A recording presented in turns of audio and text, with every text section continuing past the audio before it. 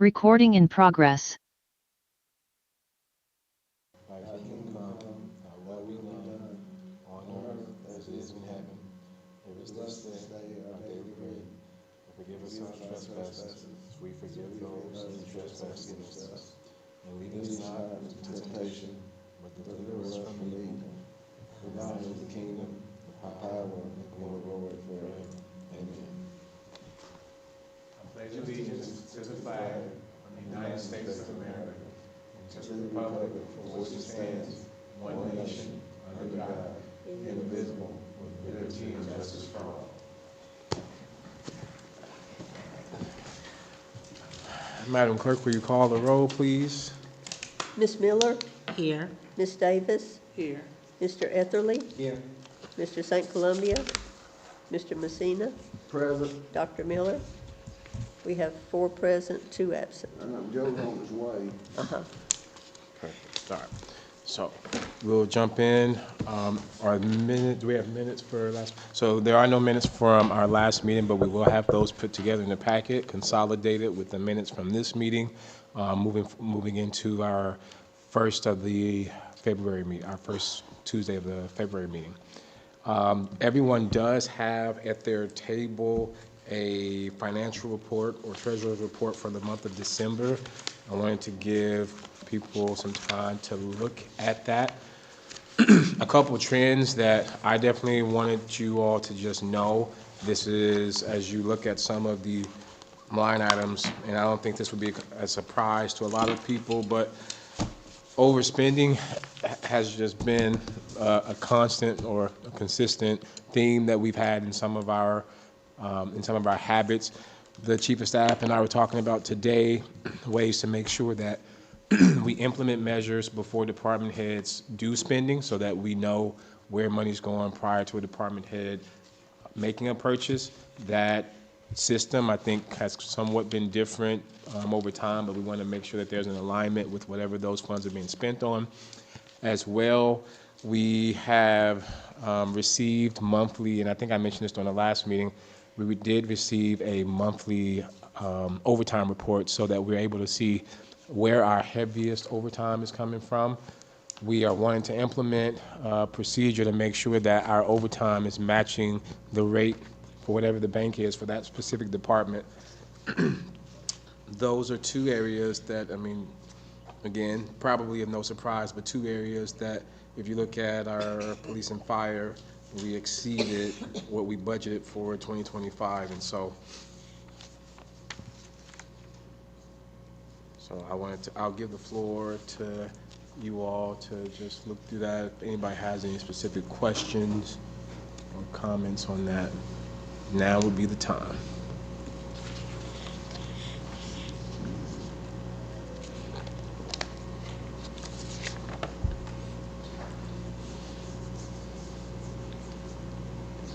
If there are no immediate thoughts about the treasurer's report, I definitely recommend that you look at it just to make sure that you're in the loop about how we did during December. We'll jump into the new business, and our first order of business, we have Ms. Tracy Hurd, who is here to share a street and sanitation department concern, and if you will come up, the floor is yours. Good evening, everybody. Good evening. As you heard, my name is Tracy Hurd. I am the secretary at the Street and Sanitation Department. Next month makes 2 years I've been employed with the city. I wanted to come here tonight to address a couple of things. I watch every council meeting. I just like to be informed of what's going on, especially as it pertains to my specific job or department. There were a couple of comments that was kind of disheartening to hear from an employee's perspective.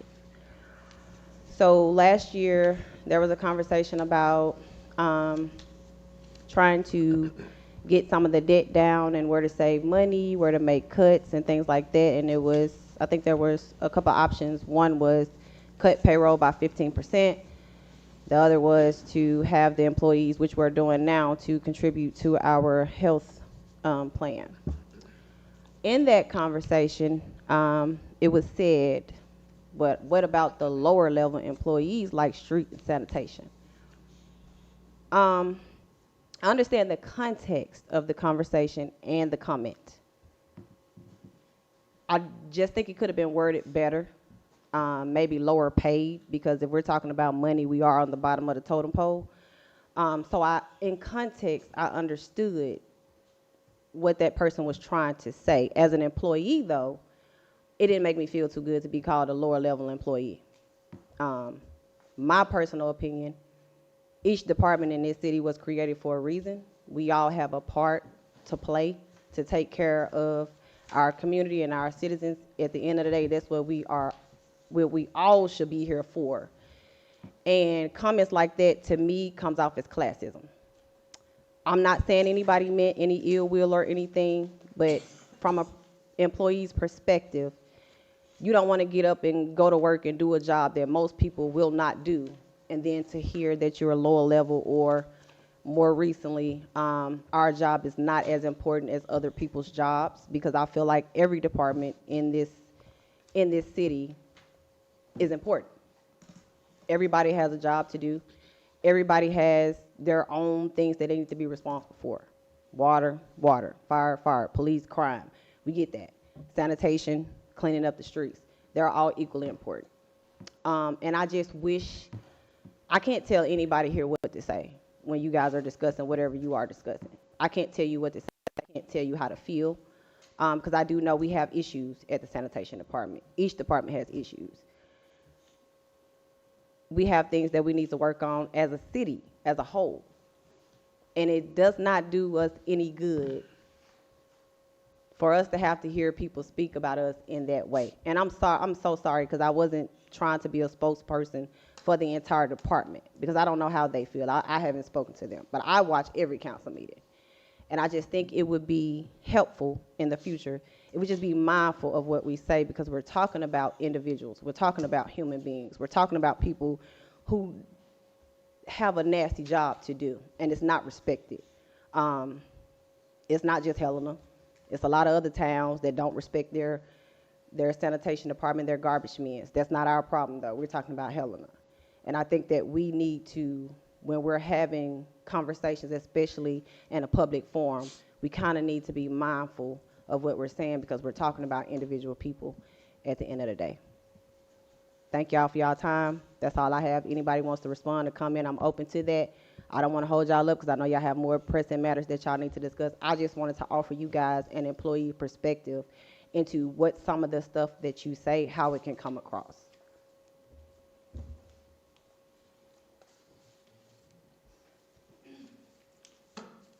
Thank you, Ms. Hurd. I don't know if anybody has a comment, but thank you.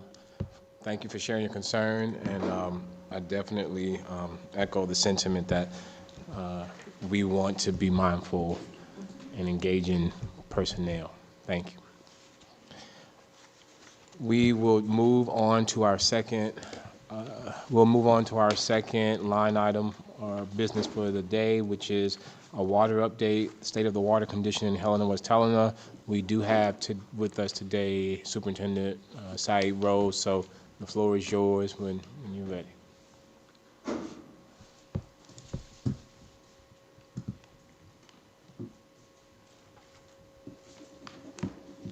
Good evening. Good evening. Good to see everyone this evening.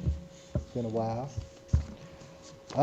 It's a lot to update about the water department. I'm gonna do my best to be brief but thorough on the state of the water department and a few projects that we got going on and where we are in total. So I want to start with, we are postponing on cutting off, which is our cutoff day is tomorrow, but we're gonna postpone it due to the harsh weather that's coming in. And I want everybody to know we still will be applying late fees to bills that are not paid by the cutoff date, but we're giving another grace period on just actually cutting services off. So in families, customers can drip water and do what they need to do to get through frozen and bad lines breaking over this winter spell that we got coming in. So that's the first thing I wanted to lead with. to talk about the state of West Helena. I know there's been some things, some issues that we've been dealing with our West Helena system. First, I want to give an update on the state that we're in right now. We are pretty much in good standings right now. We've been able to get our water loss down significantly below 6. Well, we were losing pretty much more than half of what we were putting into the system, but we were able to get it below this half margin at let's say about, last reading we did was around 500 gallons per minute loss, which is still, we want to get it down some more. The goal of our system is to at least get it down to like a 15% loss. And we was able to get it close to maybe 30% about a year or so ago, but we're working our way down to that. So there's still more work that needs to be done, but we do not have as many leaks as we had going into the winter. Over the last week, we were able to fix, I believe, just over 60 leaks that was pretty much putting a strain on our storage tank. And what I want to explain about the storage tank, so when water is treated, it's sent to our storage tank, and then it's a gravity-fed process to where the water comes down, from the storage tank on the top of North Ridge, and it works its way down into the system. And so our problem was not in the new well. Now, we have some things going on with the well that I will explain, but our problem was with our high service pumps, which are designed to push the water, the treated water from the plant into our storage tank. And so these high service pumps, they push water up the hill to the storage tanks, and then everything is gravity fed downhill from there in West Helena, okay? Our high service pumps was designed to push 1,600 gallons per minute, okay? Our plant only brings in about 1,200 gallons per minute. Now, let's say 5 years ago, when our wells were working a bit better, our older wells that we're using now, we were bringing in 2,200 gallons per minute, all right? And so our high service pumps was designed to push that, but we did that for quite some time, even with a new well. And so with this was causing air to build up into the lines because we were out pumping our treated water, which was causing the water to become cloudy and milky-like, okay? And this was excess of air in the water from our high service pumps out pumping treated water, all right? And so what we were able to do with fixing that many leaks in a short amount of time, decreasing the loss in the system, we got it to where our clear well is filling up the way it needs to, and our clear well is the treated water before it gets sent to the storage tank, to where the high service pump is not out pumping the water that we had available. And so that's why the water mostly throughout West Helena system should be clear now and not actually cloudy and milky like it was maybe a couple of weeks ago. All right, and so the goal is to keep water loss down to prevent our water looking discolored or, which is not harmful. It's just air in the water, but I know it's a bit unsettling because you're just like, okay, my water was clear, now it's not clear, okay? And so our objective is to continue to minimize the leaks that we have in the system, and so I will be cracking down on leaks that's on the customer side as well, because that contributes to our water loss. Stolen water, that's a whole nother conversation, but when water is not metered, that contributes to our water loss. All right, and constantly doing meter readings on our actual lines, which we're doing right now, but we do them in the evening to actually see, where our loss is at. So we have an ideal of like, okay, if our plant runtime goes up, that means we got something else going on. We got another major leak or maybe multiple small leaks that we need to focus on, okay? And so as of now, our treatment plant runtime over the weekend, it's went up a little bit, but we got it down to 15 hours, all right? And so when we get our plant runtime down, we are actually giving the wells a break. So when the plant is able to shut off, that means the wells are shutting off. And so over the last, let's just say 6 months going into the end of the year, we had so many leaks building up in the system that our plant wasn't shutting off. It was running 20 hours a day, 21 hours, 22 hours, 24 hours a day.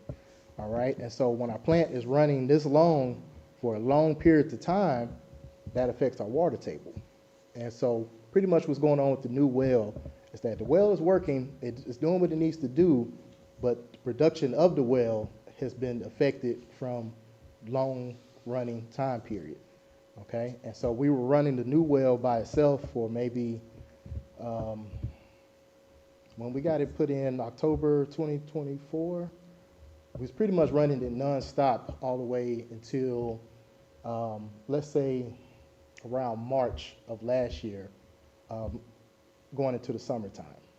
And so what I noticed what we needed to do, we cut on one of our older wells to run in conjunction with the new well to keep up with our flow that we needed to come into the plant to backwash to send to the storage tank.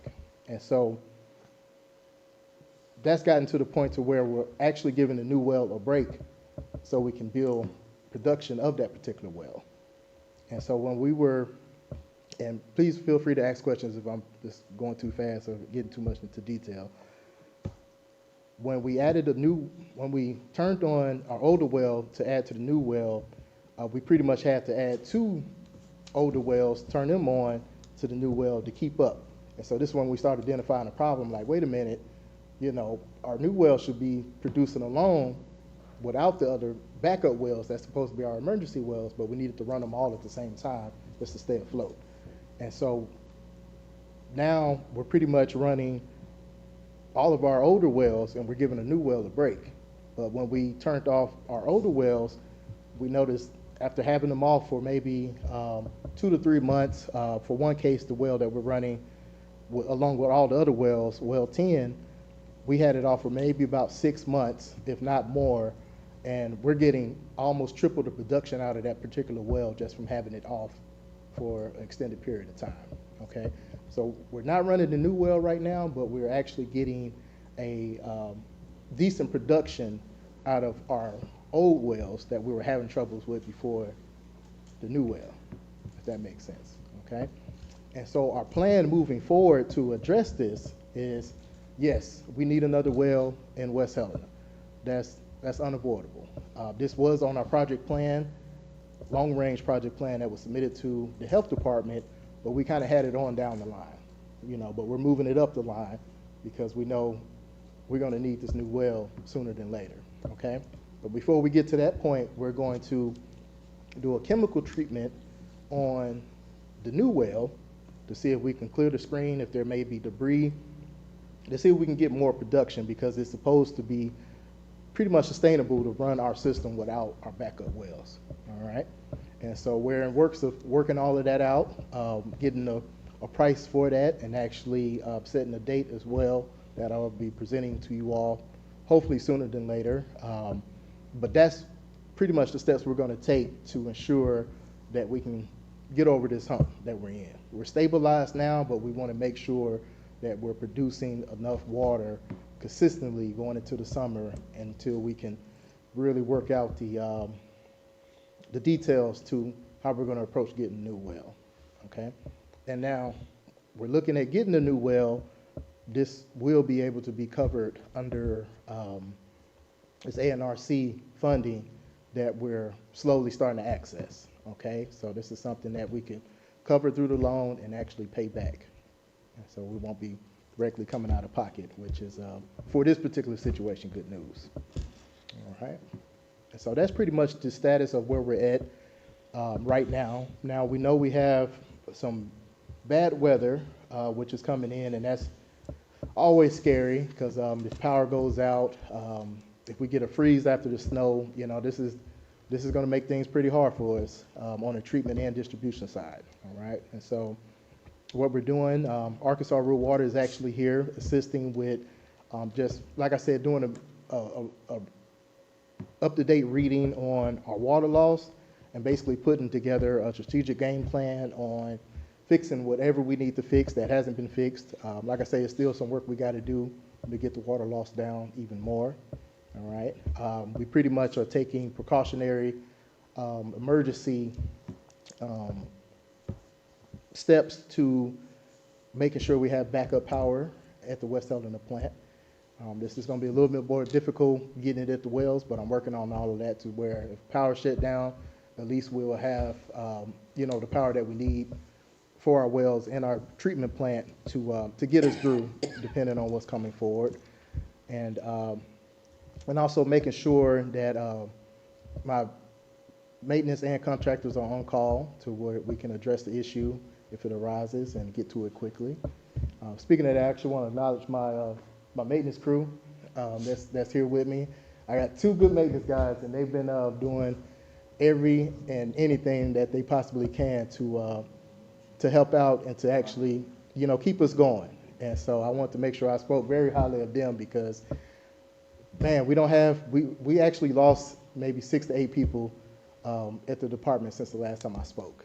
All right, and so we're in the process of hiring and onboarding some new individuals, but just keep in mind when there's a leak or there's a service problem that's a little bit more advanced and need to be dealt with the assistance of the maintenance, be mindful that it's literally 2 individuals that's coming out here and trying to do the best they can to help out and get the situation resolved.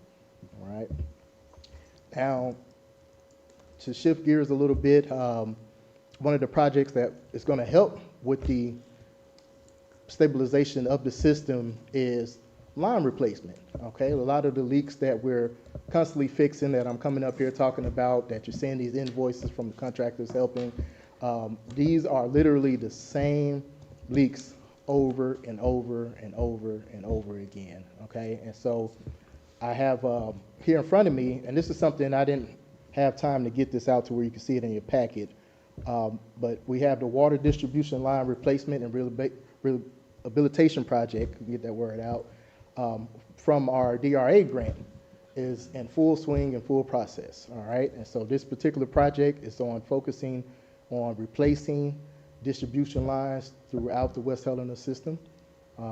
This is only the first phase. We're looking at targeting all of our 2-inch lines, galvanized lines that have been giving us so many problems and having to do so much patchwork. We're starting there first in our most troubled areas. This project will also include valve replacement and fire hydrant replacement. We got a lot of leaking fire hydrants, we got a lot of leaking valves and working valves. This is all going to be included into this project, all right? This is in full swing. We have a full submission has been made to the health department, and they have to review it. As soon as they review it, get back with us with approval, this will be able to go out for bidding. As soon as it goes out for bidding, we already got contractors lined up. They do the bidding process, we can actually get to some construction. And so I'm confident that we will be seeing this project actually materialize within, I would say, no less than within the next 6 months. All right, so this is going to help tremendously with our main focus, keeping water loss to a minimum. This is the first phase. As soon as we go through the first phase, we'll be doing a conjunction project, just like this one for Helena, starting the first phase in Helena on line replacement. And then we'll be moving to the second phase in West Helena on line replacement as well.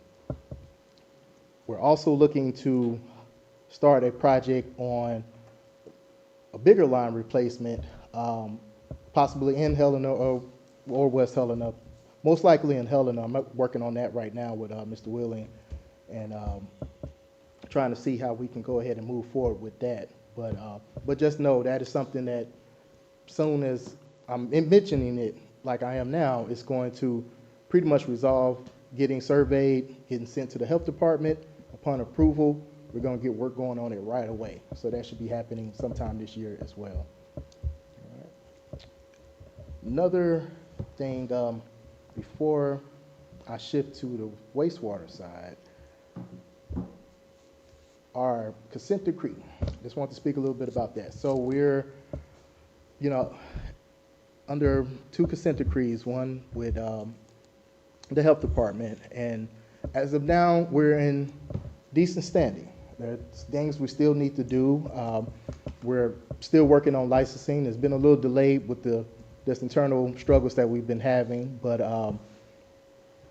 within the first quarter of this year is projected for me to be fully licensed and one of my plant operators to actually have his treatment license. And so that's something that's been basically set as a milestone that's been submitted to the health department. And a quarterly report will be going out, I would say, probably within the next few weeks, that I will be sharing with the mayor. And I would definitely like to share with you all as well. And so we're basically on a decree to submit quarterly reports. And not too sure if you all were able to see the last two or three reports that were submitted, but they don't change too much. But this is just showing like, hey, we're keeping to the decree that we're under, and we're making progress, okay? And however we're making the progress, I put in detail in the report, so I want to make sure that that was known to the council as well. Our wastewater side. Now, we have a lot of work to do on that side. With DEQ, we have secured the services of Kenwally through Task Order 3, I believe, to begin to work on a written response for this particular lawsuit. That's definitely what it is. And with that is going to come a quarterly report from my end, okay? And so this will be another report that I will be sharing. My goal is to actually have this report done by February, but we have I want to say a lot more heavy lifting to do on the wastewater side. And so first is making a long-range plan and submitting this long-range plan, just as we did on the water side, to DEQ, and upon that, actually breaking down when we're going to be working on some of the manageable projects that we can get to. Now, for maintenance, we have been basically fixing pump stations. We don't have all of them fixed, but we've been making good strides on basically declining the use of our bypass pumps. We still have, I believe, maybe about 5 bypass pumps that's still active now. But that's down from about 8 or 9 that we had last year. And so we still got quite a bit of work to do with getting these stations off of the bypass pumps, but we're getting down to more of the nitty-gritty situations to where we have to completely rehab the station. We have pumps that are just been not working properly for so long. As soon as I get the pumps replaced, there's something with the motor bearings that's not working. As soon as I get that replaced, there's something with the control panels that's not working. And so cost is going up, but we do have funding that can focus on this. We have a whole nother grant, I believe a DRA grant as well. For Catalyst Fund. Yeah, the Catalyst Fund, that we're going to be focusing entirely on rebuilding these pump stations with the Gorman rump pumps.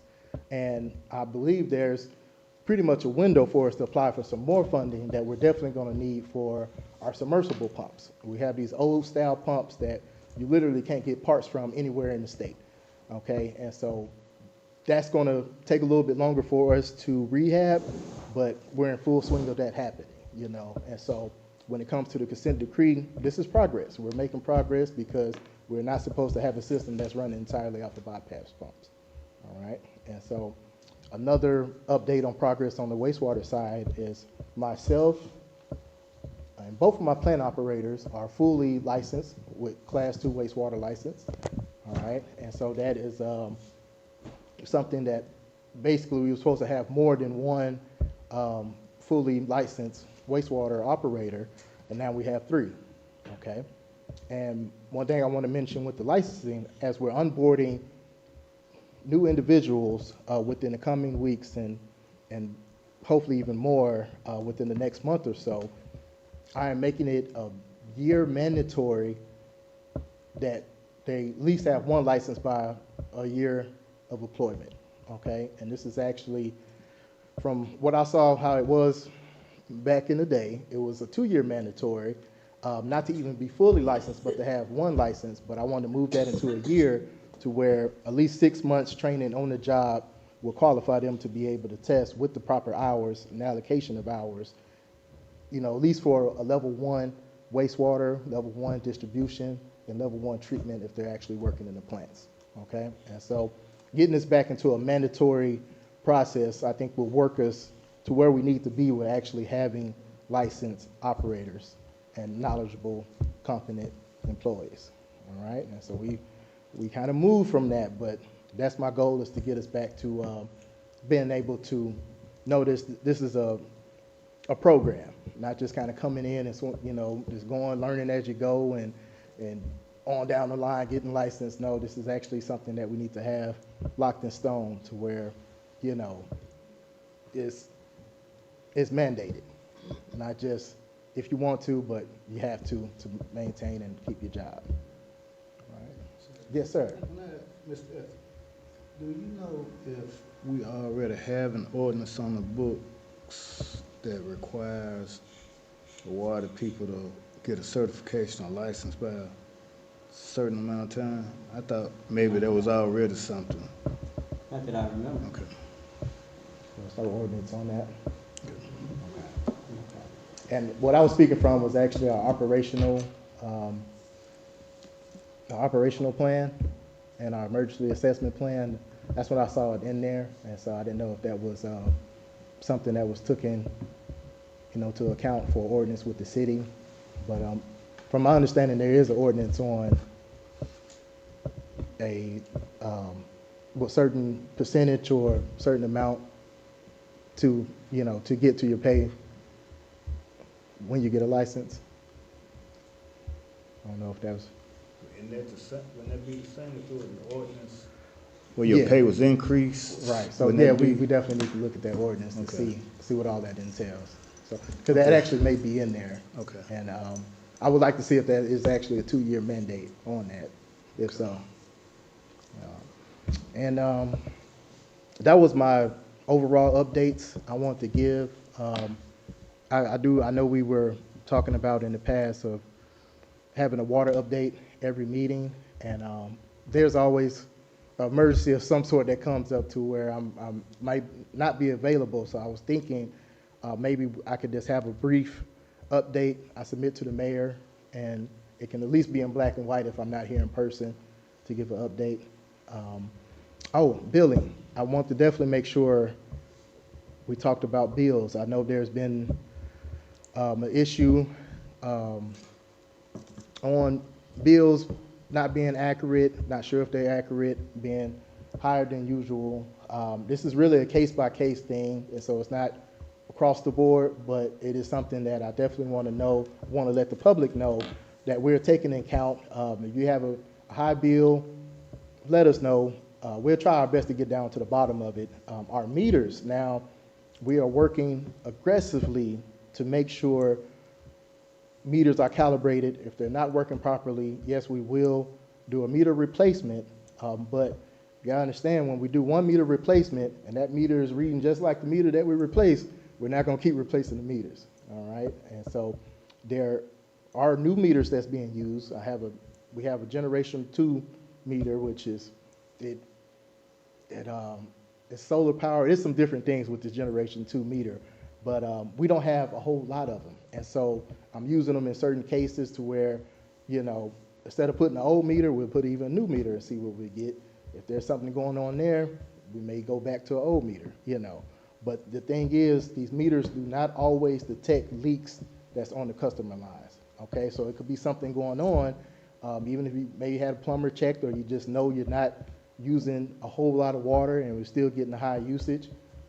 Those situations get complicated, but I try to do the best strategy to figuring out, what else is going. If it is the meter, if it's not the meter, so it's case by case, but know that it can be worked out. And I will definitely want to mention that we are personally, I'm open to doing payment plans.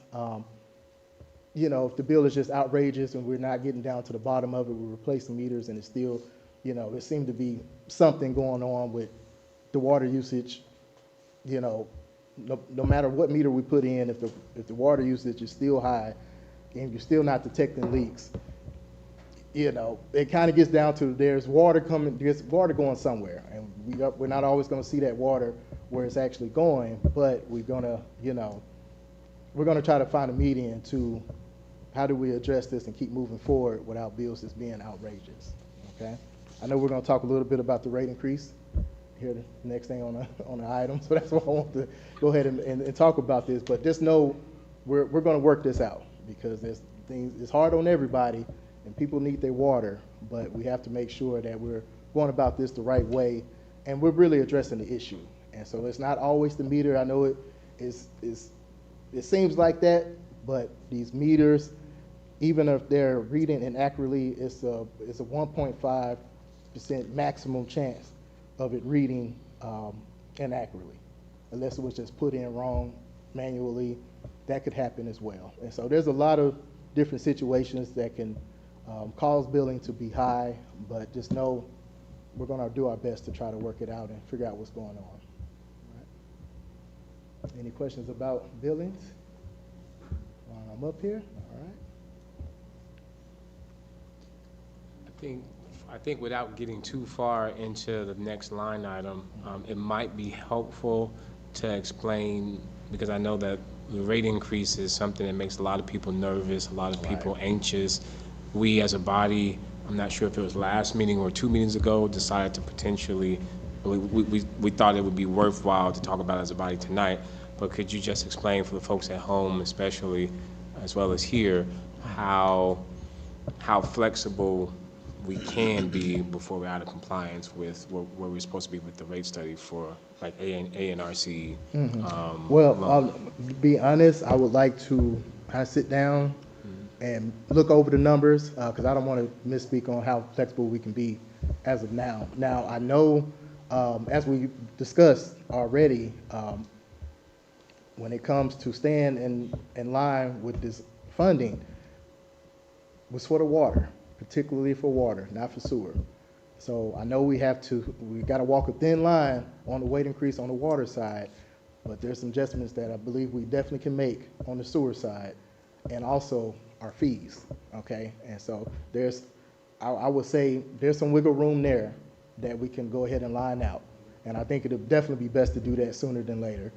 And then, as I say, we can discuss, offline on exactly what we can do with the particular rate in the timeline that we have to do with the rate increase, that's set for this year. So, but we're on the right track, okay? And ANRC knows that, and as long as we keep to that, we're going to be definitely in good standings. Is it possible that we as a body can review that for our next meeting so that we can determine just how long we want to pause, or maybe think about that'd be the flexibility we can offer for citizens? Right. And because I do mention to folks, anybody that's been to a town hall, anybody that's I've talked to personally, I've acknowledged that we have to pay for our water, and I think that's just, we got this loan from ANRC, and in order for us to have even qualified, the rates had to be adjusted. So that's the talking point that I do share with citizens whenever I'm speaking to them, or the chief of staff is speaking to them, or you, I'm sure some of us around the table, but making sure that, I guess, explaining where we can be flexible in terms of when they're going to hit, if there's a little grace we can give. I think that would be helpful to explain by the next meeting. For sure, and I can have some hard numbers as well available for when we discuss that, so we can move right forward and put that in place. Perfect. Are there any questions or comments from Mr. Rose? Any questions or comments? If there are none, I definitely want to say the chief of staff and myself, we went out to the West Helena treatment plant last Tuesday, I believe it was, and we got a chance to tour that plant with some engineers, and we have some very, very, very dedicated water employees who are making sure they're working around the clock. And I heard that we're working around the clock, but I think the tour to get into the treatment plant just shows our infrastructure, how just critical our infrastructure is. So thank y'all for doing the locates, for the water personnel that isn't here. They definitely deserve a big thank you when you see them. They're working hard. So thank you, Mr. Rose. For sure. Thank you all. So in preparation for preparation for a report pending from Mr. Rose, I think that it will do us some good to move to business item number 4 so that we can make a a more informed decision around how flexible we can be with the water rates. We definitely want to make sure that we're not jeopardizing our standing with ANRC. So when we get the report from Mr. Rose, we'll be able to make that determination. Are there any, and I will ask, are there any thoughts about, are there any thoughts about the water rate increase and thoughts that you've heard from your constituents, things that you feel are pressing to share around the table? No, but I agree. I had asked that this item be on the agenda. My intention was to initially just prepare an ordinance to pause the increase so that we could do what we did last time. Was we went through and we kind of told people, if you have this many thousands of gallons, this is about what your bill would be, so people would know. But when I started looking at it, I said, well, I don't know how long the council wants to pause it, and then I don't know when they want to, what they want the window to be. So I didn't do it because I was going to ask, hey, how long do you guys want to do this anyway? But I think that's an appropriate way to go forward. And we can get the numbers, and that way we can let everybody know, and that way they're informed. And we still have to do it, but Yeah. at least they'll know the impact. So. I agree. All right. Thank you. Okay. Well, we'll move on. Thank you, Mr. Ethley. We'll move on to the next point. I know the city attorney isn't here, but this was a city attorney annual work review of cases done by the city attorney. We had a chance to touch base about this maybe 2 weeks ago.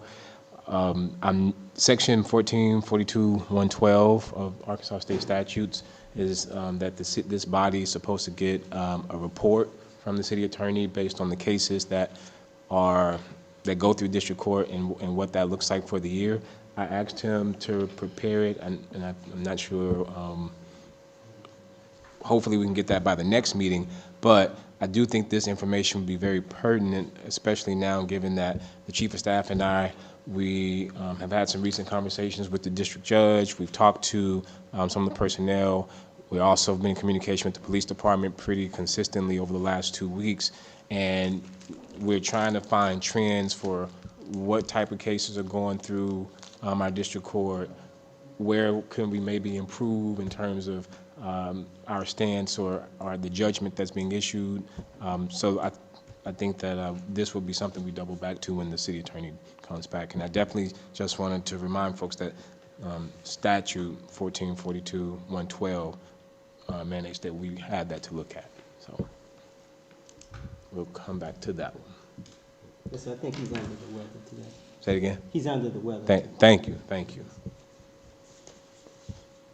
All right, we'll move on to our next order of business, which is A&P Commission. This was a property review, and I know Mr. Etherly provided us some documentation for what he wanted us to have for this. Yes, sir. If you would, I left 2 pictures at your table for each one of you, and these are those photos. Last week I told you I was going to make a presentation and ask for approval regarding some property for A&P. This is for the A&P Commission. This property is located at 701 Panama Street. That's in West Helena, and it's right next to that's the old Legion Hut building. It's right next to the Washington Street Park. I'll tell you, this is something that A&P has been working on for the last 2 years.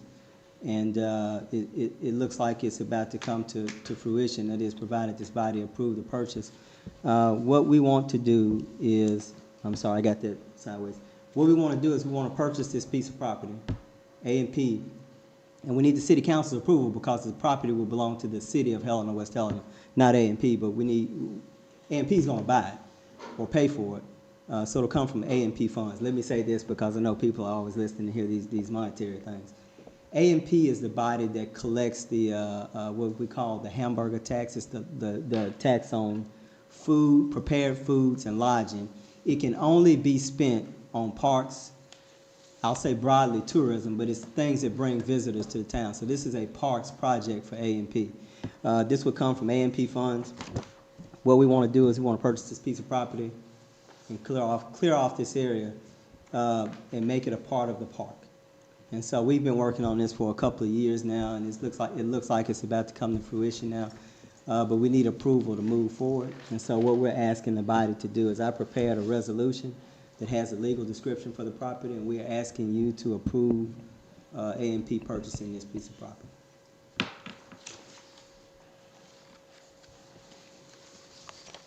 Any questions? What's the number? What's the number, Sandy? Probably Resolution number one. number one.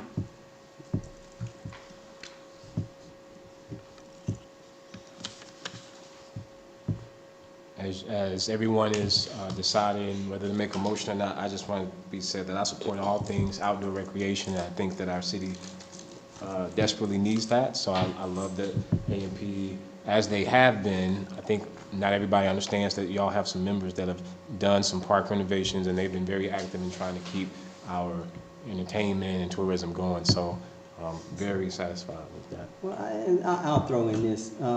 The Washington Street Park is a huge piece of property. It has a walking track that goes through it. It's got a baseball field that was designed in the back of it. And it probably has been one of the most underused resources that we have here. But we plan to like replace equipment and do things. We want to do things to open up so that you can see it from the highway, that people can access it. So we have some long-term plans from an A&P perspective for this park. And this is like the first step in a major project that we want to engage in with the Washington Street Park. I move that we approve resolution number 1 for the purchase of the property at 701 Panama in West Helena. Second. Madam Clerk, will you call the roll? Ms. Davis, What's this resolution number? Yes. one, simple one. A. Ms. Miller, Yes. Mr. Etherly, Yes. Mr. St. Columbia, Yes. Mr. Messina, Yes. 5 yes. Motion passes.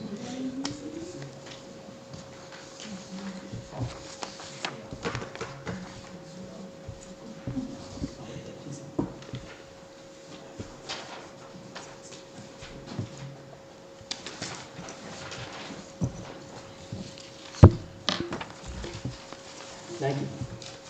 Thank you, thank you.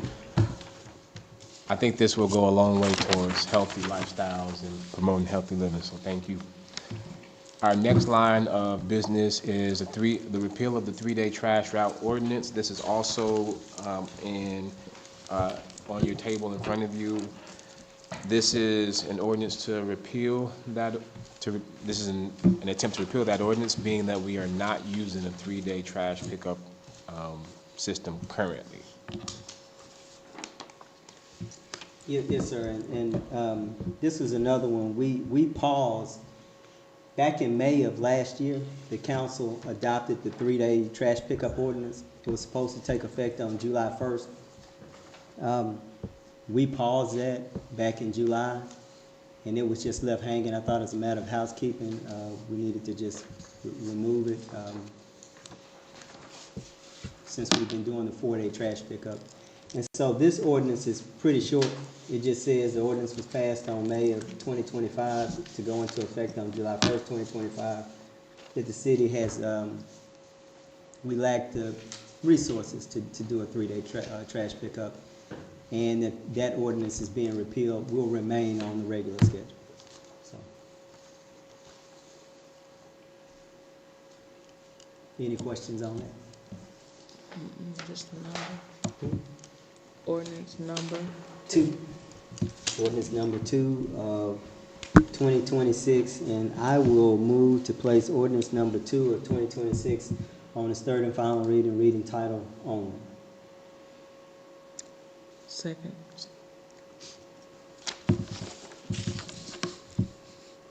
An ordinance repealing ordinance number 3/2025, which instituted a 3-day route for collection of residential waste for citizens of Helena-West Helena. Ordinance 2. Mr. Etherly, Yes. Ms. Miller, Yes. Ms. Davis, Yes. Mr. St. Columbia, Yes. Mr. Messina, Yes. 5 yes. Motion passes. Move to adopt. Second. Madam Clerk? Mr. Messina, Yes. Ms. Davis, Yes. Mr. Etherly, Yes. Ms. Miller, Yes. Mr. St. Columbia, Yes. 5 yes. Motion passes. you again.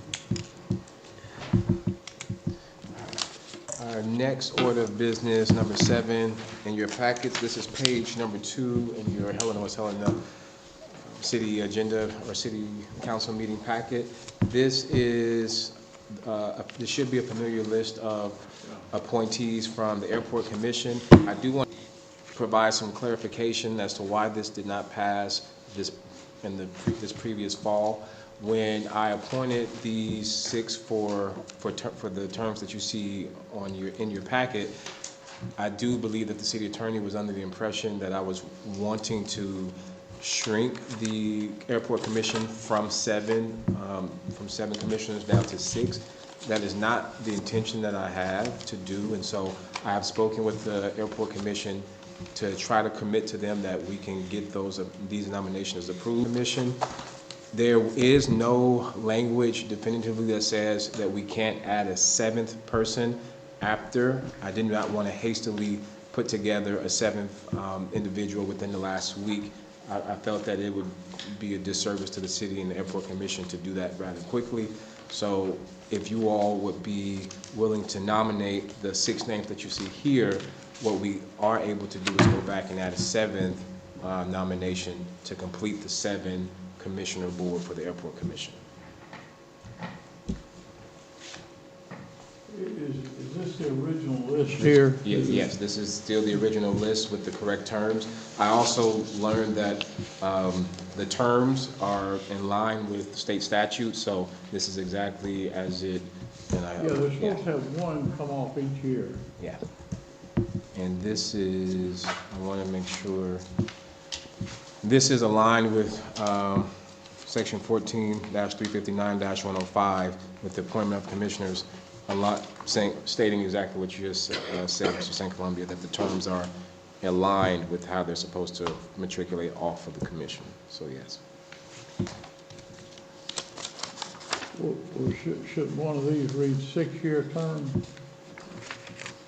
You got 2 5s. That's the term that the statute, that's the max term that the statute provides for. So what would in effect happen is that there would be a 7th commissioner at another 1-year term.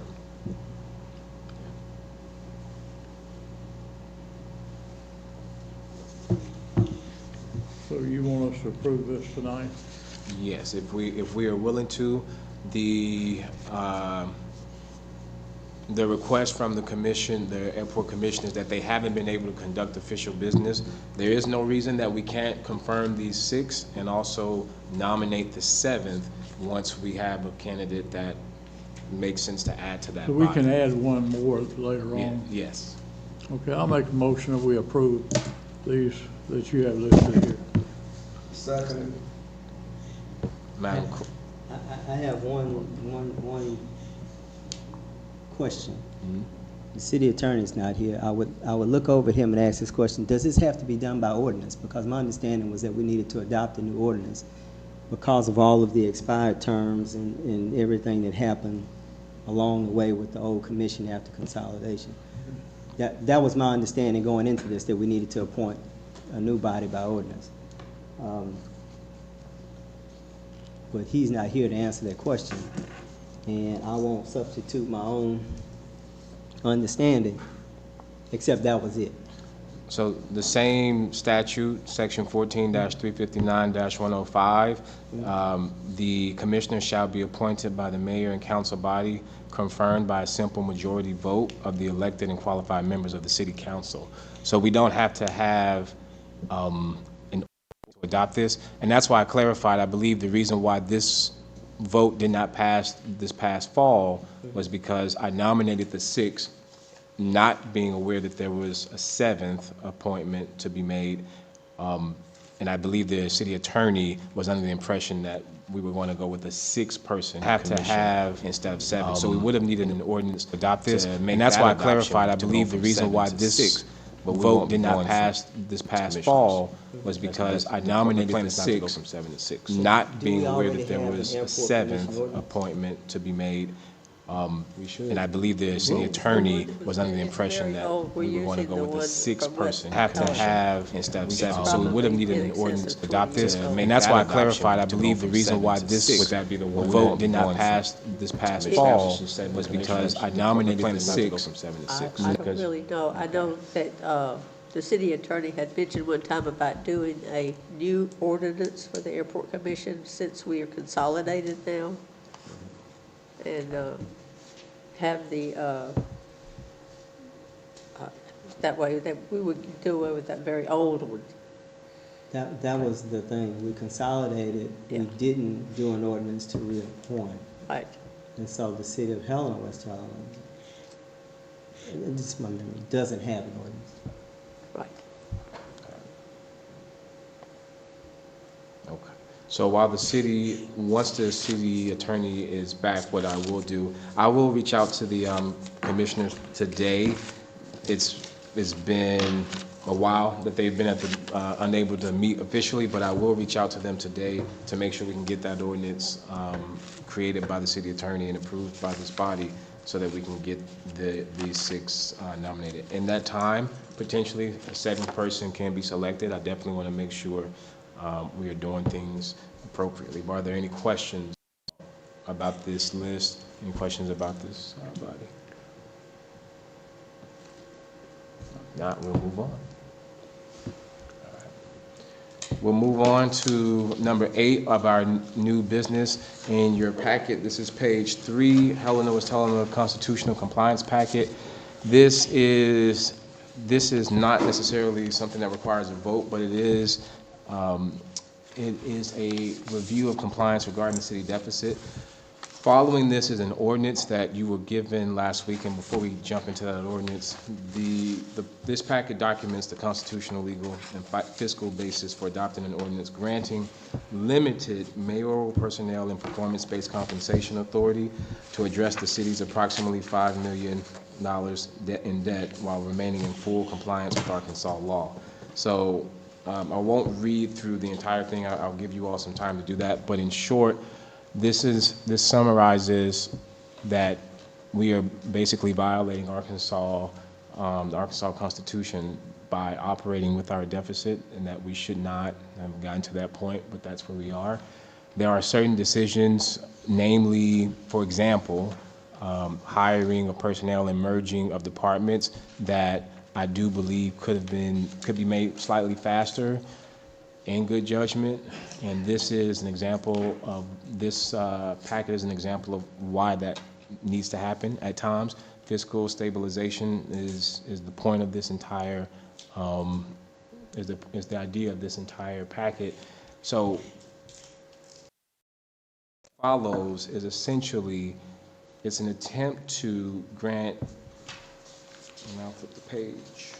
This is an attempt to grant temporary executive authority so that, for example, with the merging of the Street and Sanitation Department, that's limited by the base pay ordinance. And at times, given that we're trying to get out of the debt, we're trying to get rid of claims, and we're trying to decrease the deficit, there is a process and a pathway that moves a little bit faster with that, and that's simply what this ordinance is suggesting and recommending.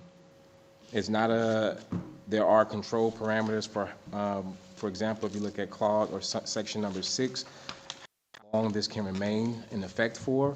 This is not an attempt to unilaterally assume control over personnel hirings, firings, pay raises. However, it is intended to expedite certain processes to help pay down the deficit.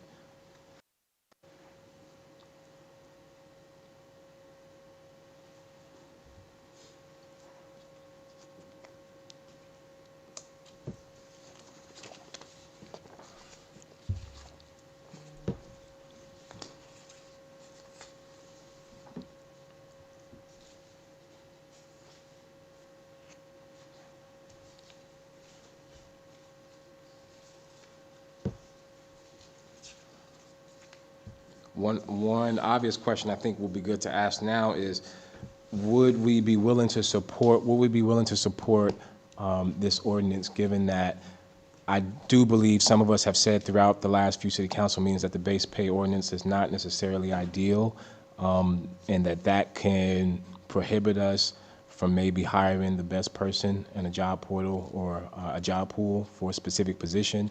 If there is a decision around departments such as street and sanitation, I'll use that example again, for merging, and that decision was strictly made to save the city money and funds, to be able to do that expediently. Is this an ordinance that we would support in order to create for that pathway?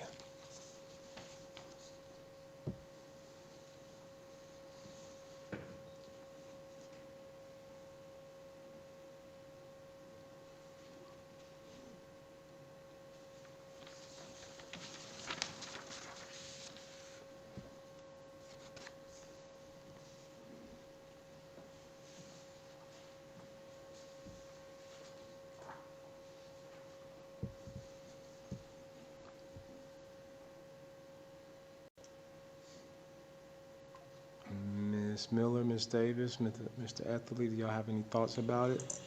About the ordinance at all? Oppositions, concerns?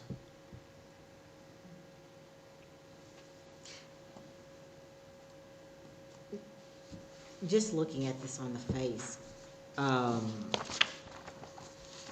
under B, where it says, in addition to the base pay ordinance, the mayor may approve supplemental compensation increases above base pay for non-elected employees whose actions result in documented, measurable cost savings to the city.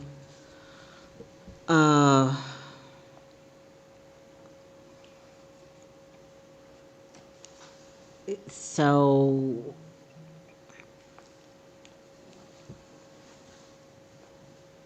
I mean, that to me just popped out.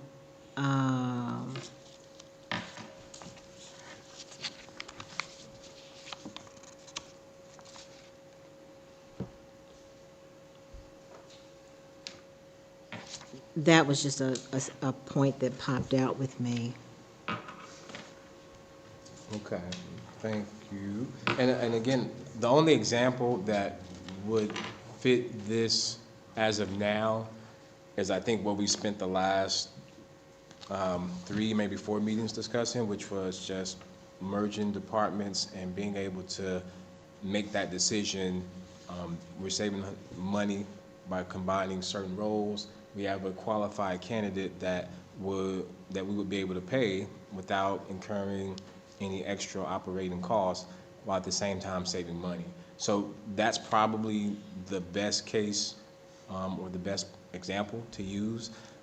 This is not, I want to say what this is not. This is not an attempt to give out raises. There was an email that Chief of Staff and I received today from a certain department or certain section of the city, and it inquired about raises, and quite literally had to respond that that's not in the best interest of the city finances at this time to give out raises for employees for the sake. I understand that we have a bunch of people that work hard.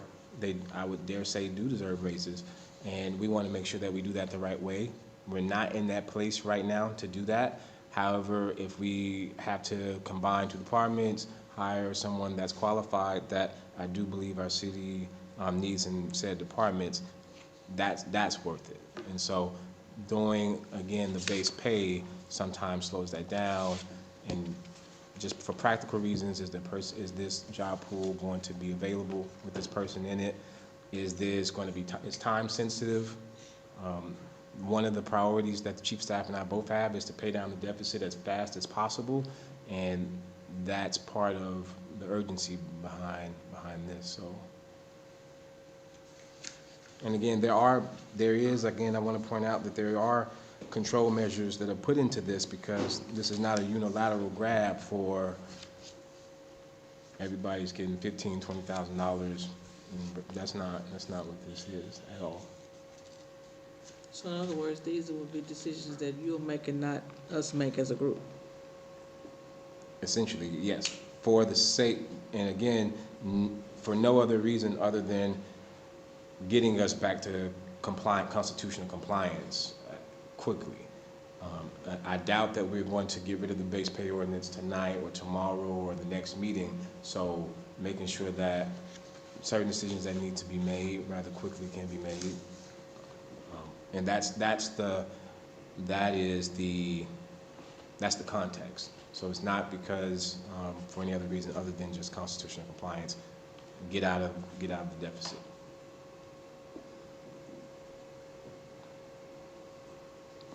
So you're saying that these things need to be done during day-to-day and not during a council meeting or when we're not available? Is that what you're saying?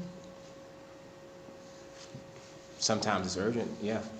Sometimes it's urgent.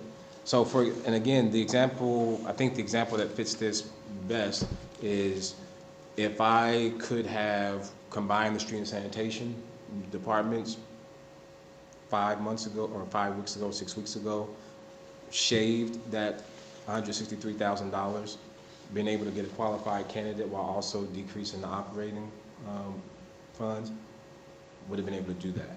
And so that's not necessarily, we're not moving at that speed, and that's the purpose. So it's not to exclude city council, it's not to go above you all. There are control measures but it is to make sure that there's a set of urgency because the city needs to get in compliance quickly. And so day to day, lots of things are happening. Absolutely. I never had an issue with who you hired for your department head. Mm-hmm. It's the funds. Mm-hmm. And you can hire whoever you choose. It's the funding, it's the money. Mr. Messina, Mr. St. Columbia, do y'all have any questions or concerns, comments, I ideas? want to have to look this over. Okay. I mean, I just got it tonight. Okay.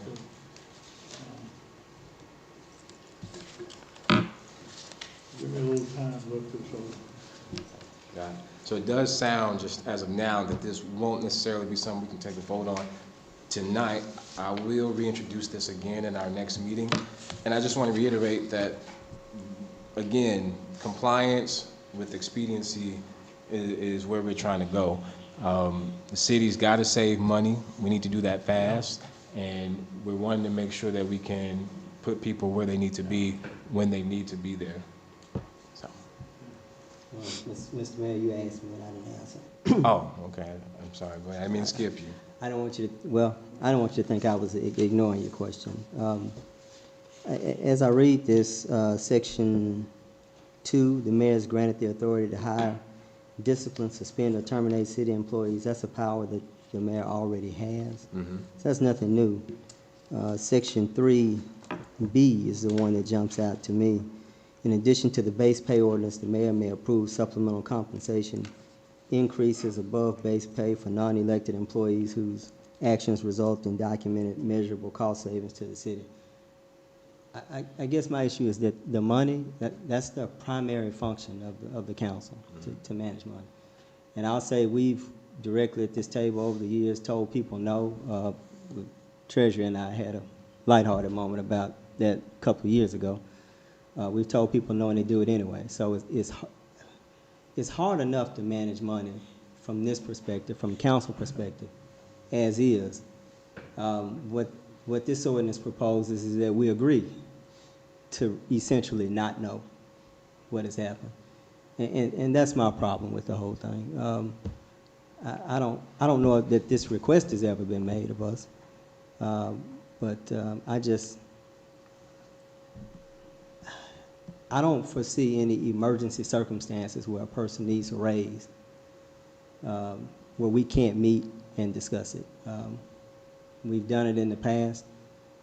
We can have a special call meeting if there's some essential employee who says, I'm leaving if I don't make X amount of money. That doesn't even mean they'll get it. But I don't see any circumstances where the body can't hear it and exercise its responsibilities to make those financial decisions. So that's my issue with it. Understood. Thank you. Yes, sir. So we will come back to this in our following meeting. I encourage everybody to look it over with the mindset, urgency and expediency is the goal.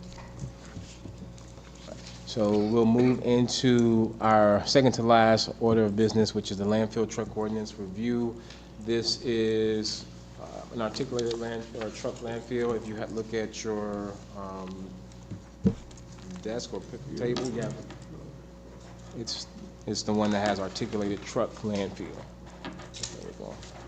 So this is a truck that the landfill is currently using in operation that this body, I believe, verbally agreed to purchase, and the truck is in use, and we did not adopt an ordinance for it yet.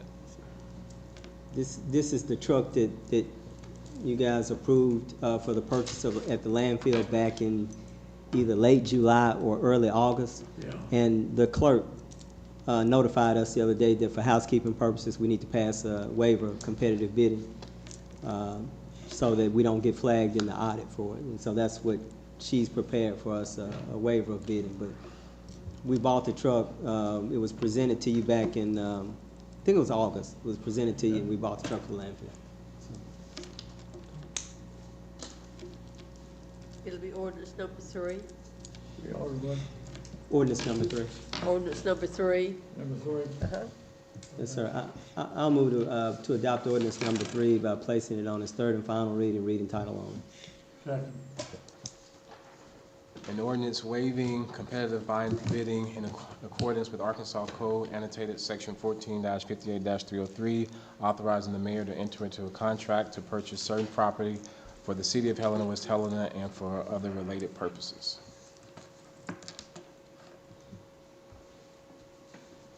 Mr. Etherly? Yes. Ms. Miller? Yes. Ms. Davis? Yes. Mr. Messina? Yes. Mr. St. Columbia? Yes. 5 yes. Motion passes. Move to adopt. Second. Madam Clerk? Mr. Messina? Yes. Ms. Davis? Yes. Mr. Etherly? Yes. Ms. Miller? Yes. Mr. St. Columbia? Yes. 5 yes. Motion passes. Thank you. Move to adopt the emergency clause. Second. Madam Clerk? Mr. St. Columbia? Yes. Ms. Miller? Yes. Mr. Messina? Yes. Ms. Davis? Yes. Mr. Etherly? Yes. 5 yes. Motion passes.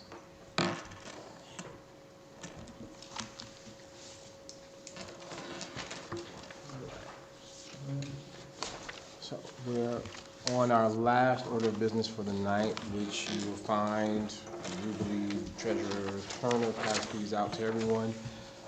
This is the 2026 proposed budget, and this is a chance to review that. The changes that, I do want to just make a note that the changes we discussed through the base pay ordinance are reflected in this version of the budget proposal, so definitely wanted to make sure that everyone's attention was drawn to that. And I know that we had, I think, some questions pending from our last workshop. Okay, starting on the first page, so at the bottom, under other revenue, we have $25,000 for an animal shelter. So that's back in there. For the animal shelter, yes. So I specifically, I know that those were the funds, if I believe correctly, those were the funds that were used to do, I believe the name of the group is Friends of Delta Dog, when they came to ask and request funds for spay and neuter clinic. Those funds were,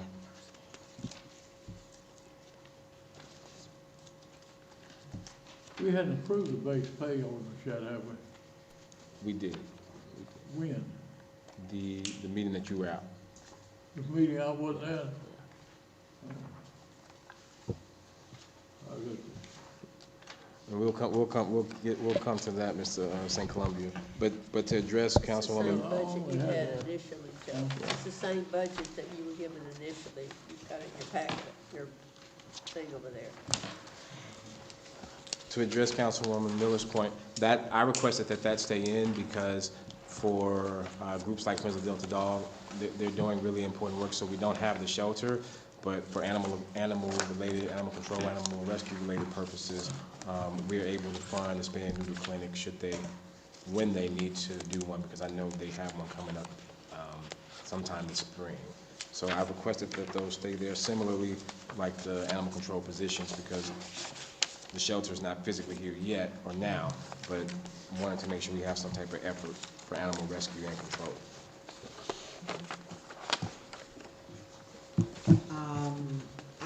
Well, I know everybody else is probably highlighted, so I don't know if anybody wanted to talk about page 1, but I had a few more as we skip over through the different pages.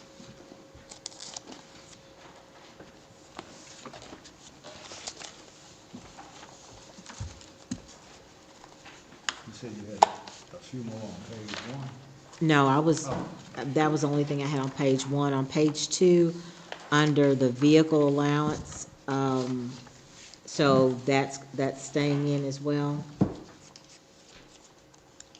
Yes. Yes, I don't use a city vehicle at all. Okay. And then overtime, there's $10,000 in there for overtime. What is that exactly? For Run the admin, we won't, I think that was oversight, we won't be having overtime in admin. I know last year in 2025 we did. I've made it clear to Treasurer Turner that we won't be doing administrative overtime. Okay. Okay, so we're gonna take that out? Take it Correct, out? yep. Okay. That was leftover from last year's budget, so I don't. It may have been, I knew it was in there, the mayor may not have paid any attention to it, but. Yeah. And, just for clarification, at the bottom, under other services and charges, so we're gonna put 24,000 in advertising and promotions? That money is there. The hope is that we do have some more city events that happen this year. The committees that we wanted to double back to once we confirm the budget would qualify for some of those funds. And just because it's 24,000 doesn't mean we need to spend 24,000. So that number might be 1,000 spent at the end of the year, but just to have those funds there for an increased goal to have more city events was allotted for. Where do you see that at? Page 2. Right above. Services.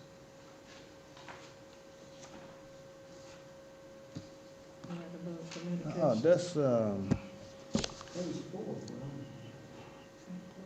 on that revised budget. He printed off one. But I had made some highlights on, I highlighted that, I had highlighted the old one, and so I don't think they match up. Yeah, it's on page 2 of the one we got tonight, And that would but be it's on, page 4 of the previous one. Yeah, I can't get this. it must be on the wrong. Oh, okay. Hold on a minute. I'm thinking, let me look at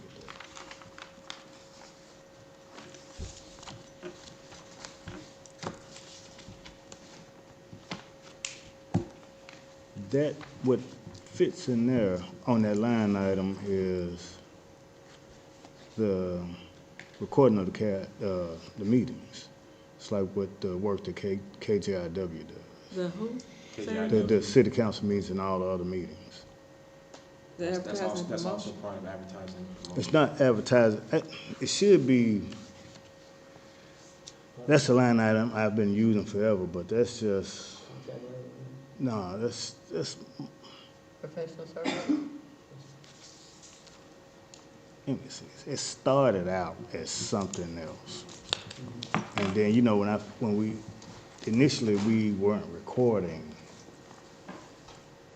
the meetings, right? Were we recording meetings? We used Yeah. to broadcast on a recorded basis, and I'm going back a number of years, it would be recorded and aired at 10 o'clock after the meeting, and then at some point we went to recording. Yeah. So I think that's The how law it, changed, yeah. I think that's how it ended up in that line item, advertising and promotions. It just ended up there. It started there, and it just stayed in that that line item. But also in that line item would be publications in the newspapers and things like that. All that kind of stuff. Job openings, printing of the annual statements and other notices. And so I decided to put that in that line item. I didn't want to have, I tried to repurpose as many line items that we already had, because in the system I just didn't want a ton of different line items. So you saying it was there last year? Yeah, it's for that same purpose. I don't know how much it was last year. I can look and see. You want me to look and see how much it was last year? Yeah.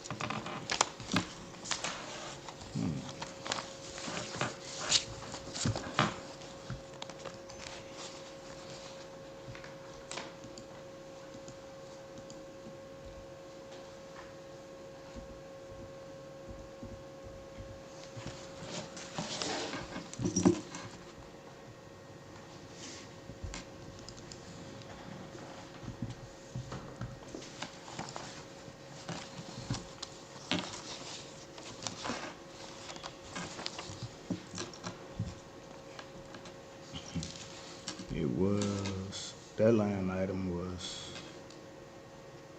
2,800.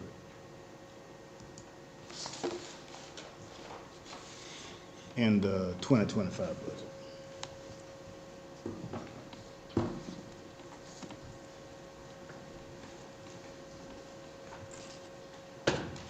And what happens a lot of times is that the budget is kind of based on what was spent in that line item the previous year.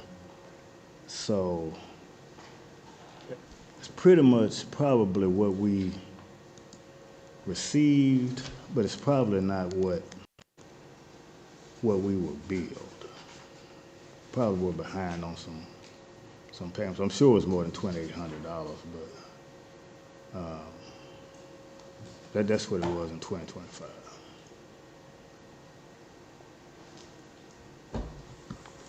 Let me see if this system is up and I can get in. While Mr. Turner's looking Yeah. for that, with the other questions, I'm sure there's probably some other line items. Yeah, I was lost on that animal control discussion. Again, it's stuff, I think everybody's looking at the one that we just got today, and my highlights on the other. Did we say, is it 20 or 25? It's both on here because the revenue is animal shelter 25, and then over here on the next couple of pages, it has animal control services at 20.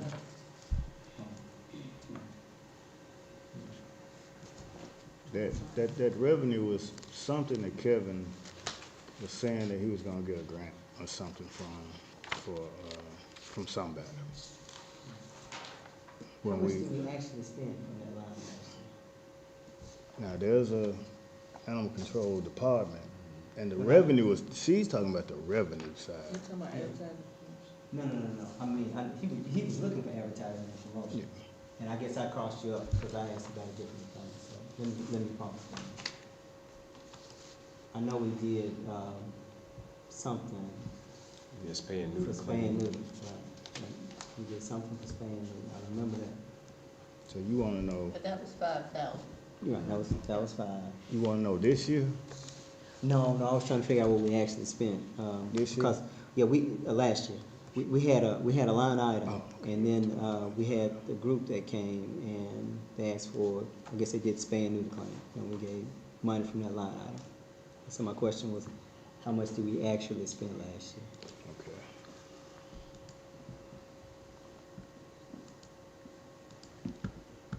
In that whole department, right? Yeah. It wasn't but a couple of line items.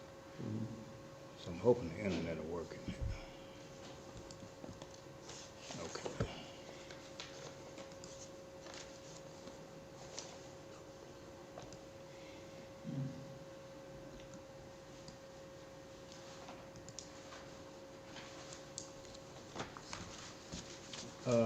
Altogether, we spent $8,605.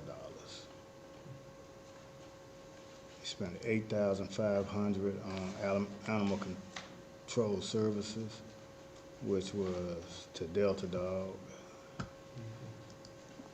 and like $105 to Dr. Gates.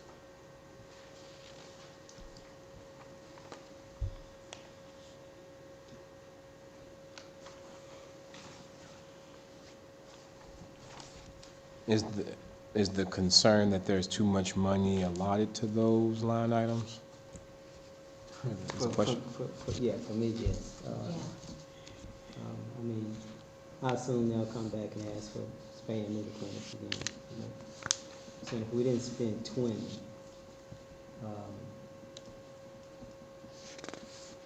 I would like for it to be more realistic to it. And I say this because I'm trying to be consistent. I don't want to add anything new. So if we're around 8 to 10, at this point in our lives, we should probably stay around 8 to 10 as well. So, but, 10. yeah. And like I said, it started out with Kevin, when y'all first formed that animal control department, and so that's what you guys decided to put in. There was 25,000, so I've just kept rolling the 25,000. Unless the body as a whole thinks otherwise, I think it should stay 25. I think it should stay 25 because 2 clinics a year will go a long way towards helping us with our stray situation here. We have to do something about these cats and dogs, so I think cutting that would be a mistake. And I understand we only spent 8 last year. I believe that was just 1 clinic, but I think that's a line item that should stay. Yeah, but that's just, we have to be urgent, and I think a little more vigilant with cats and dogs. I drive around, just like many of you probably see the loose packs, and so if 2 clinics a year could help curb that, because dogs are having 2 litters a year. So for every so often that we are not attending to that, we're creating a bigger problem. I see that, but I remember there was a point last year when we were talking about paving streets and asphalt and all that, and when we talked about the budget, we had very little money in there. And so I guess my sort of interest for this go-round is that wherever we can pinch a penny or two and put it into that pot, if we could, you know, because a lot of my constituents complain about the roads and the potholes. And I don't know if y'all noticed, this is totally, well, sort of kind of off the subject, but there are roads, particularly on Springdale Road, when I come from church, and the road is literally breaking off in big sections. And if you're not watching, I mean, I could see somebody literally going off the road in those areas. And I'm just thinking in terms of repairs for things like that. You know, I'd like to see us put a little bit more money over there, because I know that's really expensive to get done. And I mean, I think we can do both. I think both can be maintained, because we did combine with the base. So something we did, Mr. St. Columbia, that should keep you up to date, combining this street and sanitation, we said that that base pay salary would be 60 for a director. So right off the bat, trying to do quick math, that's $103,000 that was in the operating budget last year that we're not spending unless we designate it otherwise. So I think there are enough cuts that we could fund both.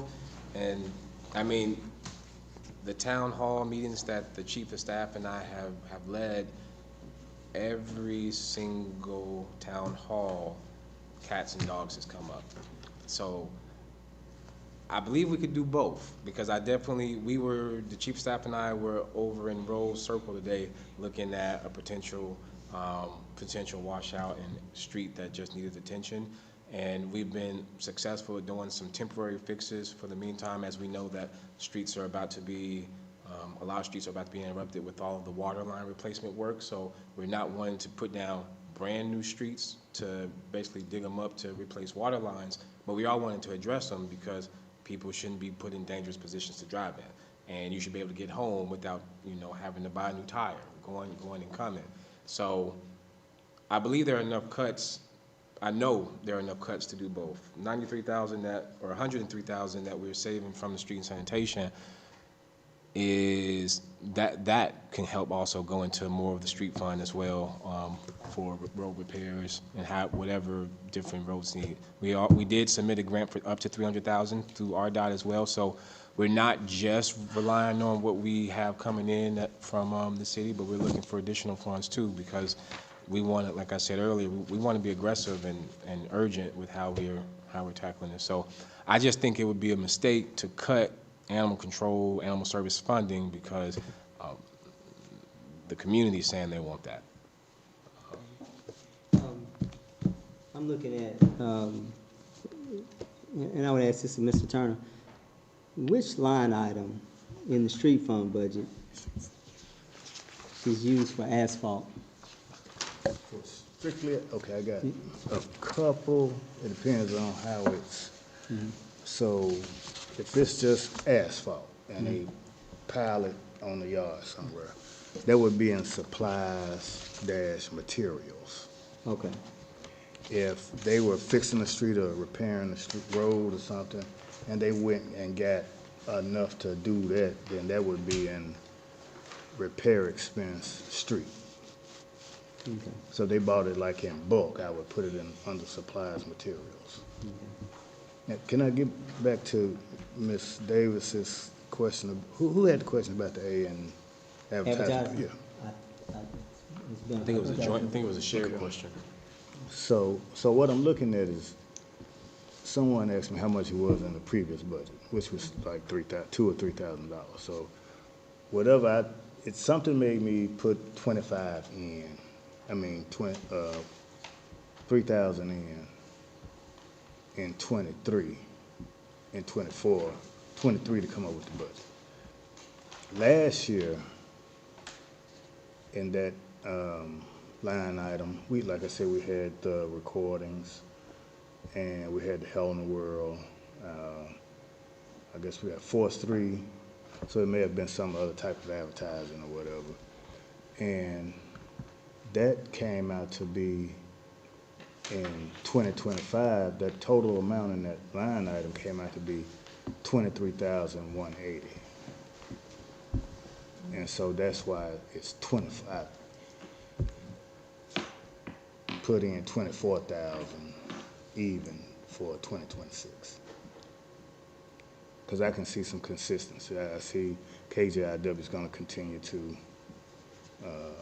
record the meetings, and whatever we do has to be published. It's going to go to Helena-World. So I think that's a pretty good estimate. And they're based upon what we spent last year.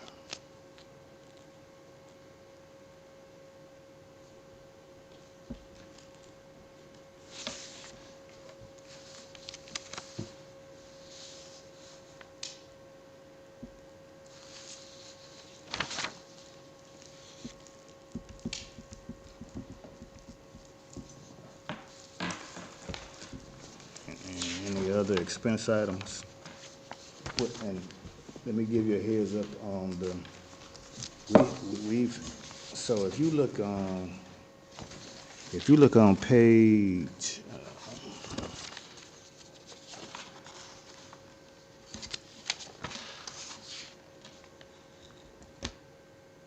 so this is just general street and landfill. If you look on page 8, From the one you gave us tonight? From the one you gave us tonight? And the one you yes, gave yes. us I would say page 8 and also page 3 and 8, under, towards the bottom, where you see capital outlay, 25,000 admin, and 25,000 in the police department. And it's also, I didn't give you the budget because we hadn't made any changes in it. It's $25,000 in district court. And so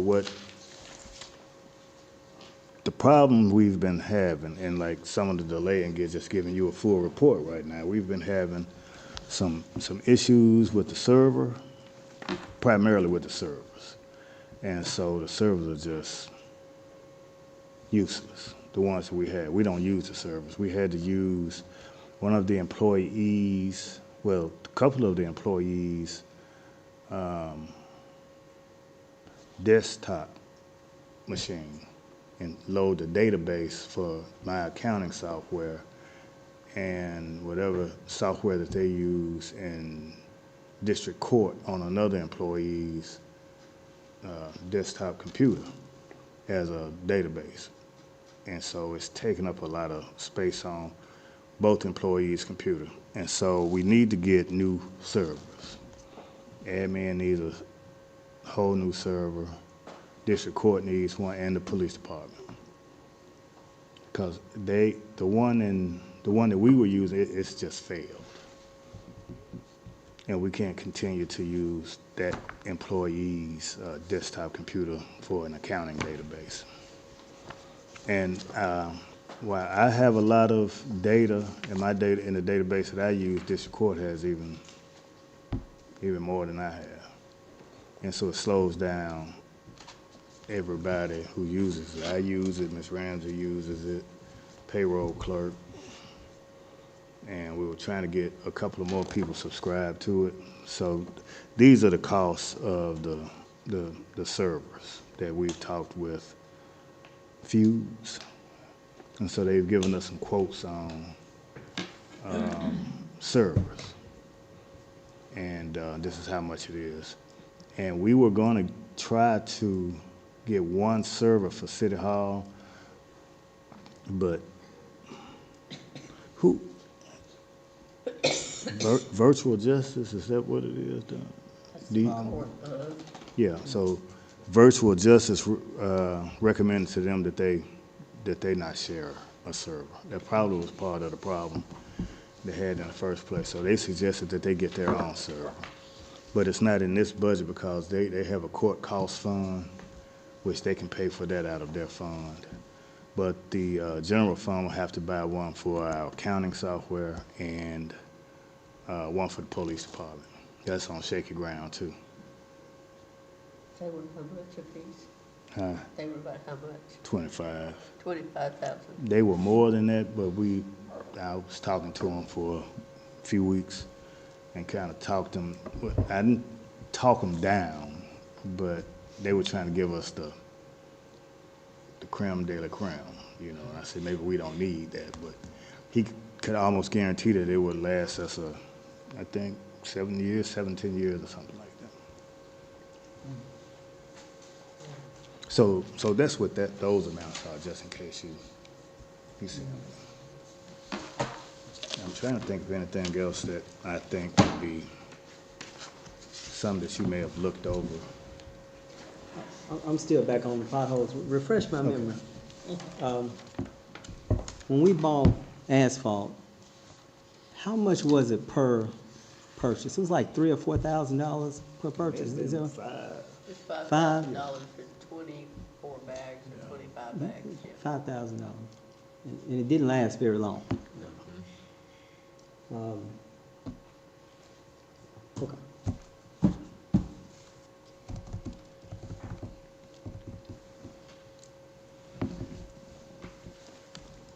I had someone, well, we'll get to it.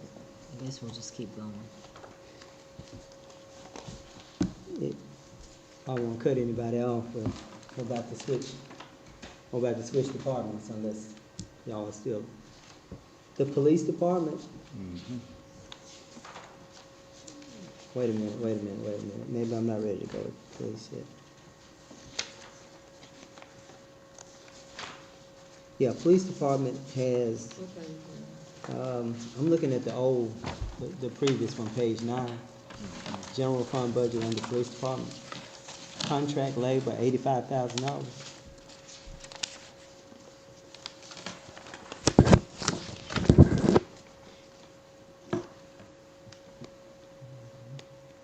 Police department. Yeah. That would be the dispatchers on that, wouldn't it? Oh, yeah. In this budget? Yeah. Yeah, those are the dispatchers. Oh, okay. Yeah, right. Makes sense. Those are the dispatchers. I would have. I was curious myself. Okay, so you caught it. Yeah, contract. Okay. I think that's 2 payments. That jumped out to me. 85. Yeah, and those are quarterly payments, or whatever, Right, that's good. 85 is. Yes, sir.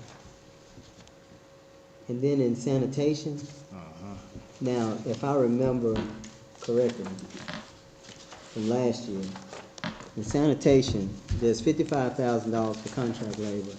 I think you told us last year that was for grass. I think that's what I remember Yes, from last year. primarily. And it moved from street to sanitation Yeah. because we got flagged in audit. For spending the street money. Do we need $55,000 in contract labor for grass? My gut says absolutely. No. Yes. I guess, and like I said, from probably the last, let me see the page. Because of what we spent.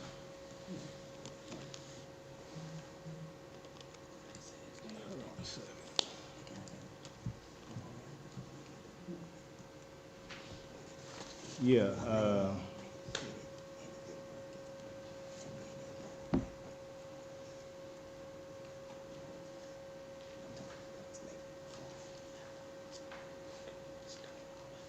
Oh, no.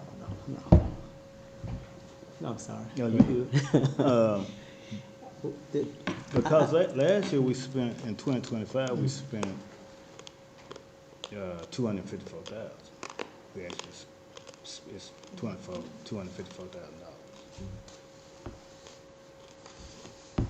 Contract labor. Yeah.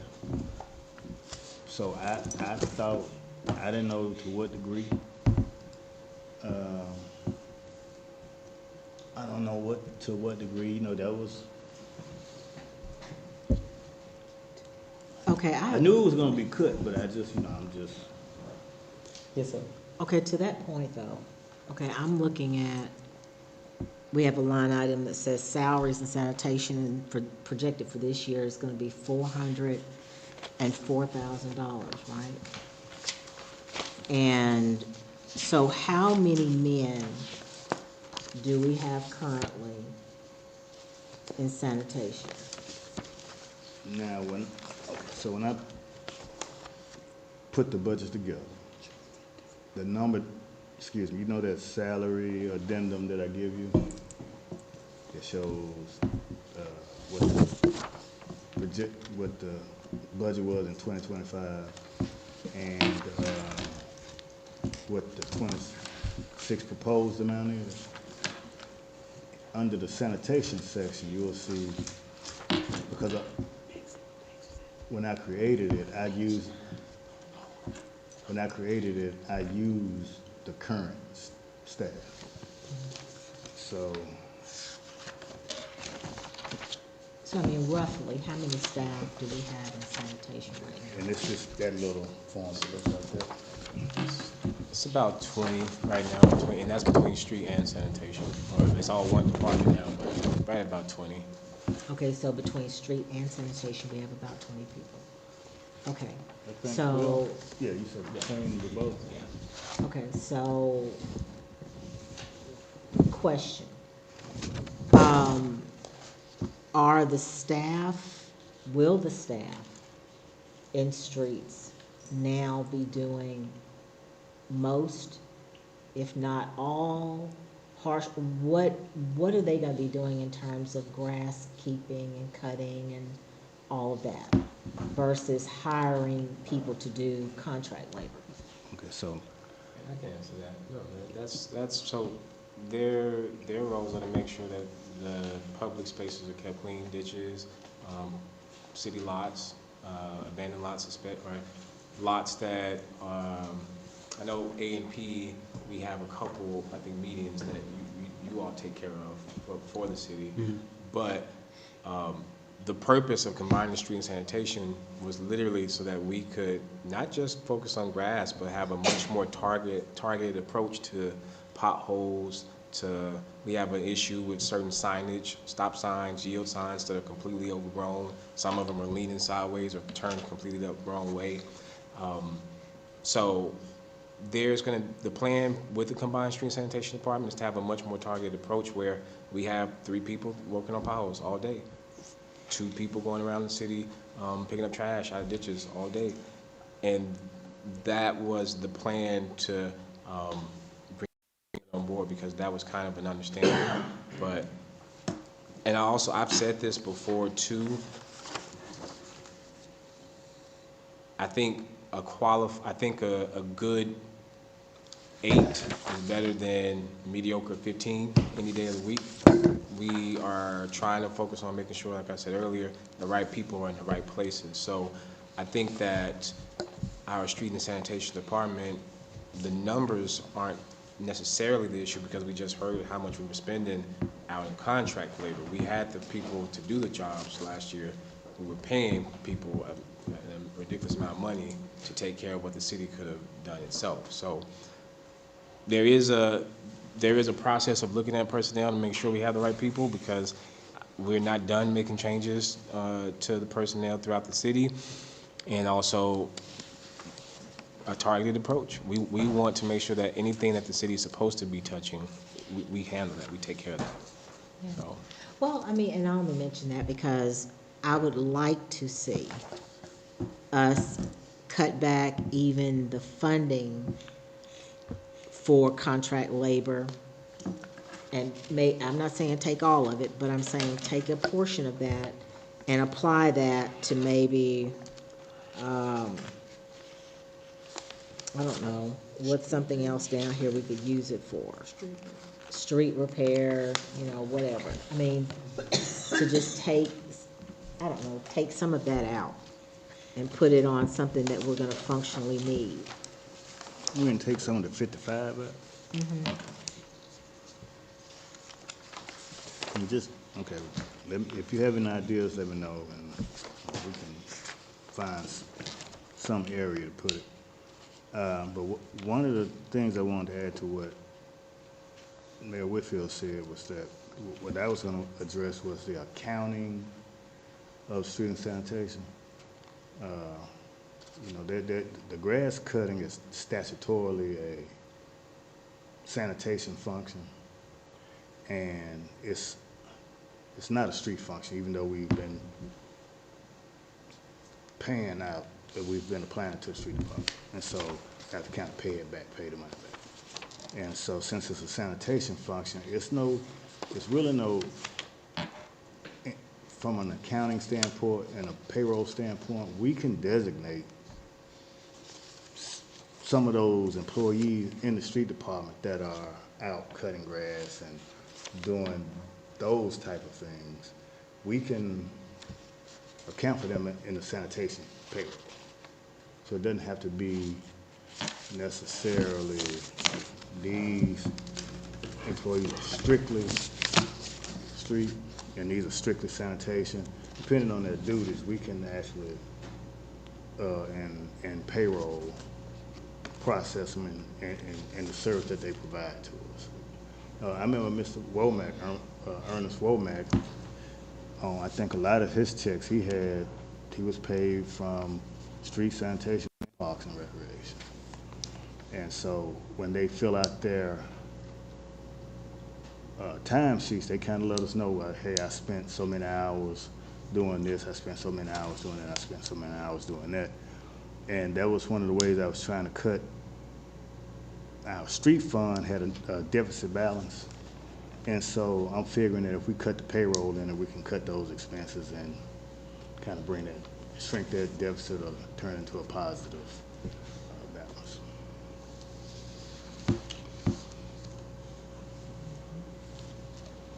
Now, do you guys have any idea of how much you want to leave in the sanitation? Contract. 55, it's already in there. I'll make a suggestion. I think it was closer to 20 at some point in time, and then it ballooned up after that. Yep. About 20, 25. Because there are some areas where you absolutely have to call in somebody to cut, at times during the year, especially in the summertime. So I would say reduce it to 20, and then just only when necessary we use it. But I don't know. Yeah, and couldn't we put that other 30 down here where it says refuse containers? Yeah. And get these folks some more containers? Because when I was creating it, I was thinking of ways I wanted more in there. So that seems good to me. Which containers are you talking about? The carts? Yeah. The carts, those yeah. carts. We bought some carts. And then they weren't compatible with the trucks. Oh, really? Which reminds me, my dumpster has a big hole in the bottom, and whenever they dump it, they leave some on the ground. And so I know there's a lot of people who have that issue, and so we also, down the road, need to somehow think about repairing or. You said the ones that we received, they what? They weren't compatible with the garbage trucks that we have. Oh. The overhead loaders would pick them up and they would constantly fall into the truck. Oh. The 96-gallon rolling carts are probably going to cost somewhere around $139 a piece. That's about the least that I could get a 96-gallon. I'm still looking. The other ones we had, Mayor, you're right, they were like 95 gallons and they didn't fit our Just small farm. enough, yeah. Just small enough.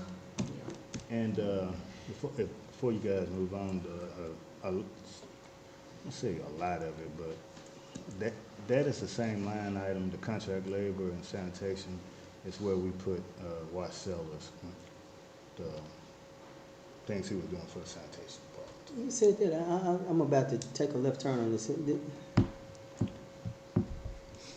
Is anybody handling the insurance claim to try to recover our loss of some of the contract that we paid on that? If not, I'll volunteer my effort towards that. I had the claims information from when it happened.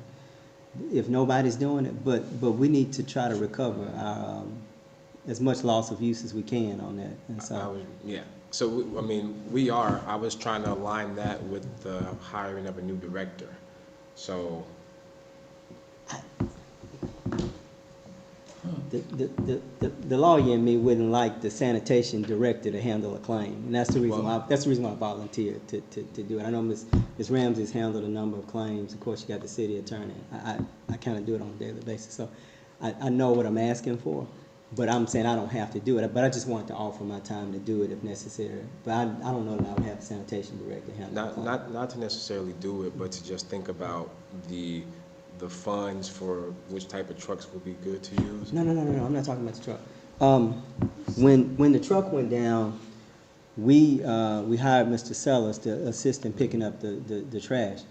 And so what I told the council at the time is that in the claim against the carrier for the vehicle that hit us, we should claim these fees that we paid to Mr. Sellers. We should ask them to repay us for that. So I'm just saying in the claim, it would be a liability claim because we had to pay someone to come out and help us pick up garbage. We could recover a portion of it. And so that's the part that I'm talking about, not the replacement of the truck. Okay.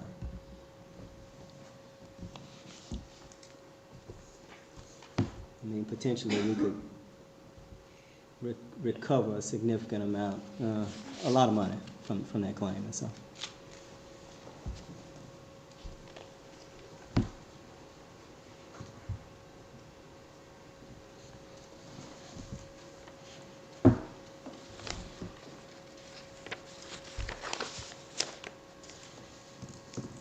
And Ms. Davis, this one is for you. Got $75,000 in demolition. What, Demolition. what page you on there? Number 9. Oh, well, the demolition is in the sanitation department line. I'm trying to see how much we, 'cause I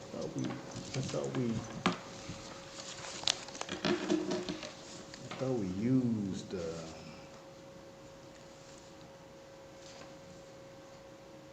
no. So that line item was in the 2025 budget, but it doesn't look like it was utilized in the street from the general fund. Which page are you on? Okay, page 9. Yeah, towards the bottom when you see under miscellaneous expense. Yeah, I see. And so that $75,000 was done, that's for like 3 or 4 years now. I think in 2024, maybe in 2023, we used a good portion of it. I don't know, for some reason, none of it was charged. Looks like 0 was charged to the demolition expense. But I'm sure we had some demolition expense, maybe it was charged to something else. If they billed it, a total bill, it may have been just billed to contract labor. It just didn't So, come out yeah, of this line yeah. item. But you still want that, I know you want that 75. Okay. Not more.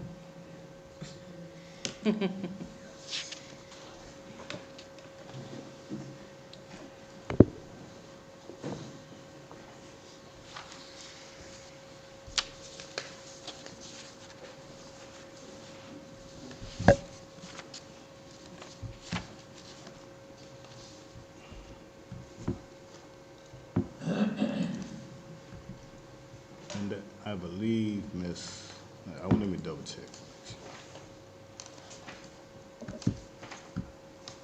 Miss Davis.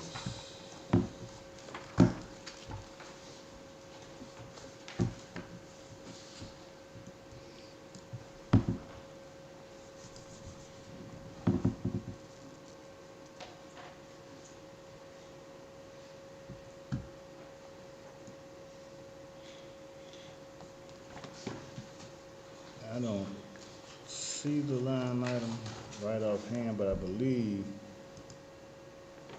I thought that we spent some of it out of the street fund, but I don't see it right now. So I may be wrong as far as the demolition is concerned. But if it's not in that line item, it's gonna be probably mixed in with contract labor, because I know we had some demolition expense.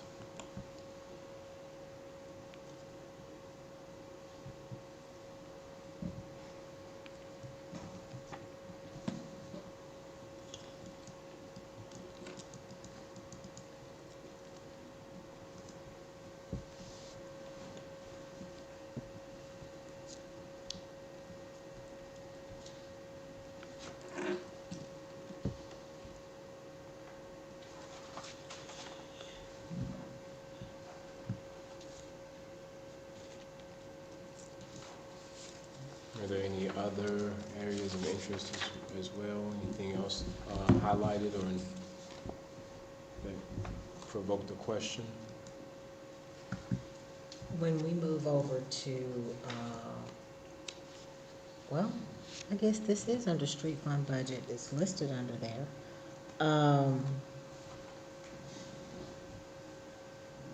Yeah, on page 14 of the old one, but,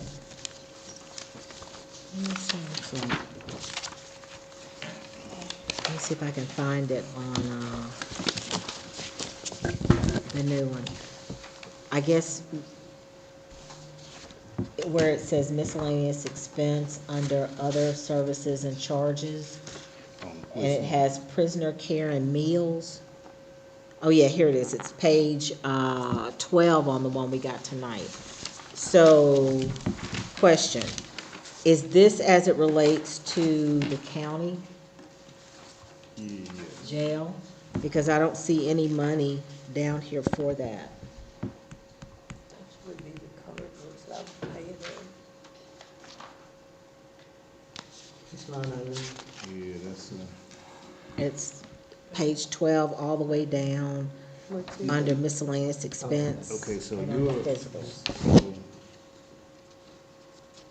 what you're looking at on page 12 is street fund.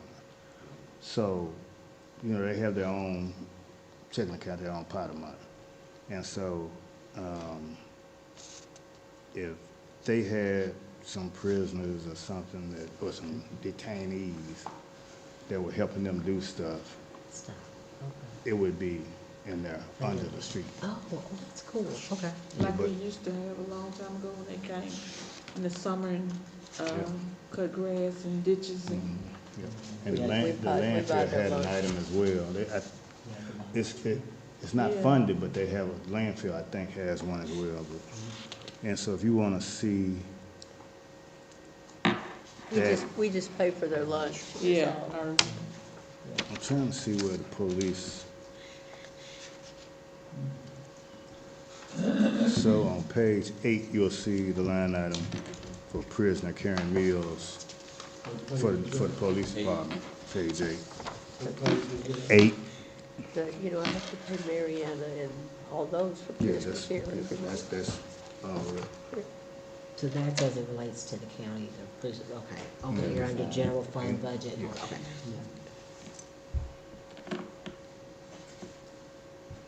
So are we not, so we're not gonna put anything under there for the street fund, to maybe get some help, or get them to come for and, prisoner carrying, you know, pick up paper maybe, or something like that? I that's, think it would be a great idea. They were very That's helpful. sanitation. Some years back, they did ditches they were and doing street stuff. large If they lots, clean the ditch, lots. but if they pick up paper, No, Maybe paint some curbs, Yeah, some, paint some curbs, you know, or something like that. I mean, seriously, you know? they cut some show up, they clear all the major ditches, yeah. Okay, well, Yeah, they that's did great. some, they did a lot of work in the ditch. They don't. They'll clear out the porch. They had a so,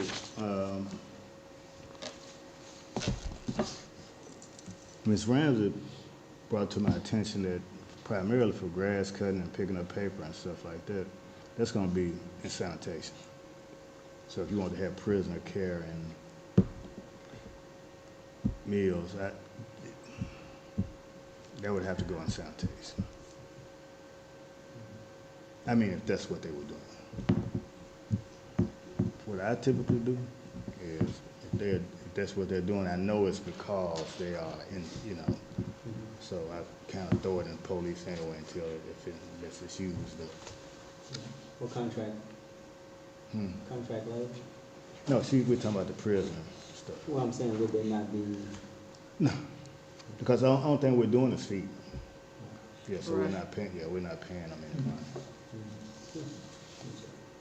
And in the street department, it was so infrequent. I mean, it was so infrequent that I just didn't put anything in. Miss Maxine, you in the street department now? You in the street department? Oh, yeah, that was it. Those were all the areas that I was sort of had a few questions about. That was it for me. Now, one thing I know that you guys, in the past have, now, I'm not gonna say had issues, but wanted, it was about the mosquito control. So it's $2,000 in that for the chemicals for mosquitoes to do that. But I don't know if we did, I don't know if they did it or not. So is that something that, You don't know if they, I'm finna check, cause I think we How wrote a much? check. From last year? we got it Yeah. calibrated because it hadn't been used in years. Okay. So we got it calibrated. and Okay. I think it went past my block once I saw it in it, so, but so I know they used it at least once. But, Last year? yeah, They did a couple times. you saw it a couple times, I saw it once, so. So we did, that was a couple of $100 under that line item last year. So is it okay to leave the cause I know you guys are concerned about the mosquitoes. Very Oh, yeah, much so. yeah, that's, So 2,000 is yeah, that's. okay right now? Okay. Spending. Okay.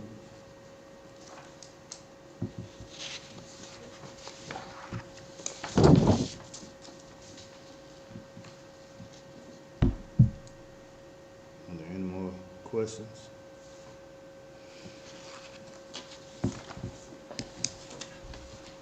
I don't know if I've asked anything yet. I got 2 pieces of paper from me now, so I got them thrown off, but I guess that's all I have right now. I think of something, I'll stick my head in, y'all. Okay.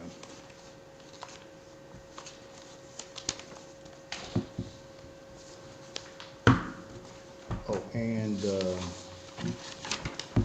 we added, because we know you're gonna deliberate on it, so we added approximately $8,300 to Mr. Etherly's salary. So if you guys want to get, it's in that. So if you want to give it to him, I'll leave it in. If we decide to take it out, it's something simple to take out. But I did add it. I mean, considering he, I'm sure, had to get people to help him on his job and get extra assistance, I mean, I think that's a very nominal amount. It's $8,360. It's fine with me. Where is it? Hmm. What page is it? It's in that, your salary deal. This little thing under admin, Okay. under the elected officials. Okay, I got you.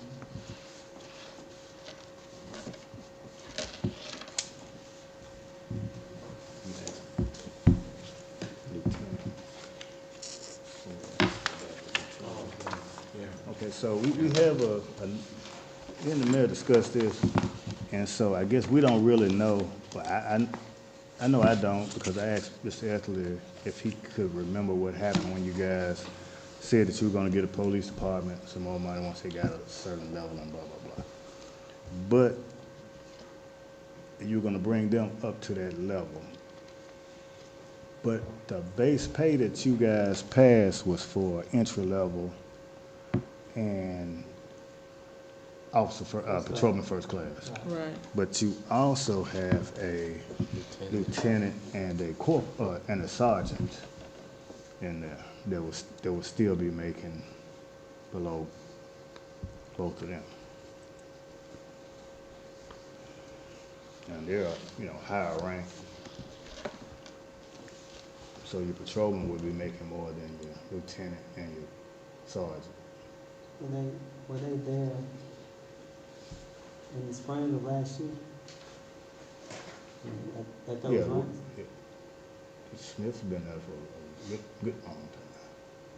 Who? Wesley. Lieutenant Oh. Smith. And Sergeant Nelson. Sergeant Nelson. And so it didn't, you don't have to make any decisions about it tonight, but I just wanted to put that on you guys' mind.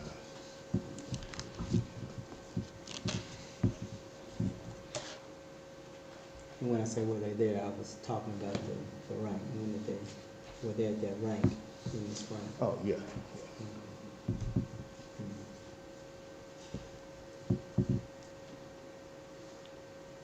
I think Wesley's been a lieutenant since Patrick was here. I think Patrick promoted him to lieutenant. Chief Smith. 'Cause I think that's when all the promotions happened, under Chief Smith.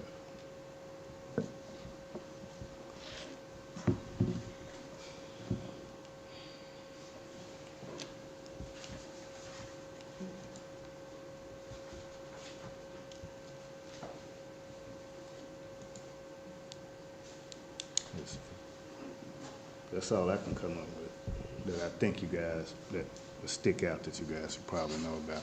Everything else is just regular old fuel, tires, Just point for, electricity, yeah. and I guess while y'all are mulling that for the lieutenant corporal, that would be if there was a change, that would be a base pay ordinance conversation again, correct? If that would. Are those, and I'm not looking at it, if those positions are in the base pay, They're in there. then, We just noticed today that after we made the amendments to the entry officers and first class, we noticed that those salaries. But what's in the budget is what they currently make. So it may as well be, well, you know, more than the base pay. oh, it's more than, I'm not sure if it's more than the base, I'm not sure. I'm sure it is, but I'm sure it is. Yeah. Do you see it, Ms. Davis? I should have the positions on there. Oh, I have it.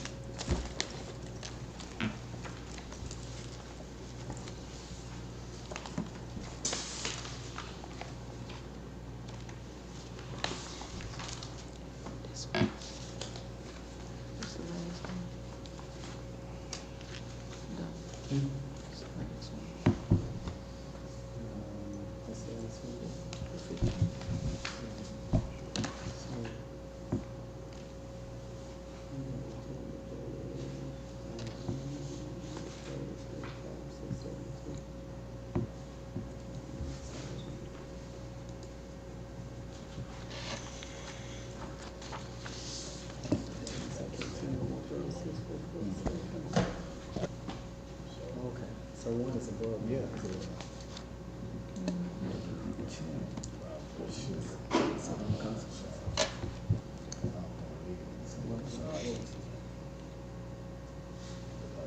He was asking about to change the base pay.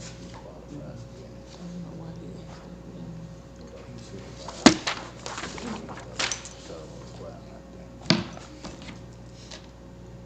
Your question was, does base pay need to be changed? The mayor was asking, does base pay need to be changed? I was just saying maybe they just need to get a raise. I don't know. Well, looks like one is, one was already at base pay. One is above base pay. Yeah, but I guess, well, my question was, you have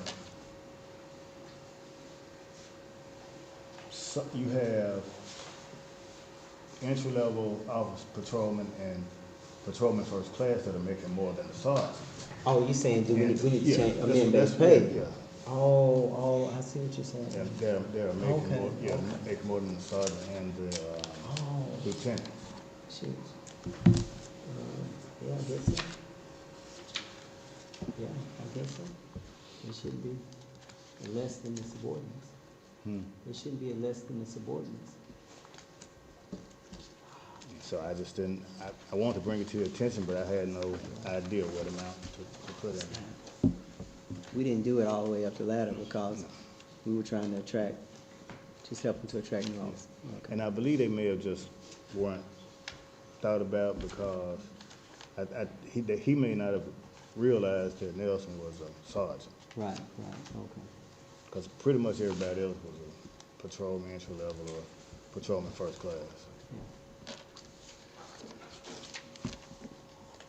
Okay.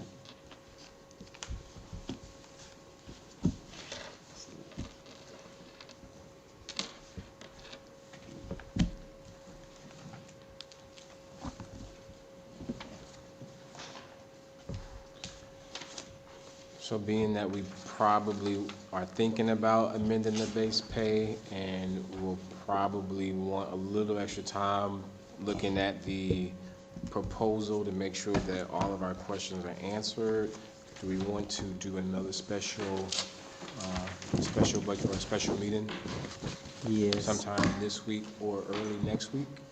Yeah, what we got, like 11 days? Yep. So yeah, we need to press forward. That's what I'll say.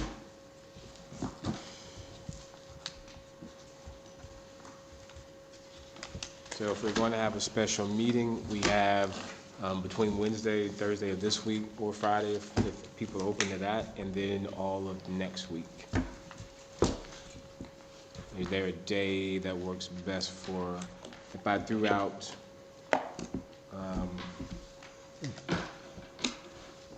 would this week be too early for us to think about base pay change? It would be too early? So do we want to do Monday?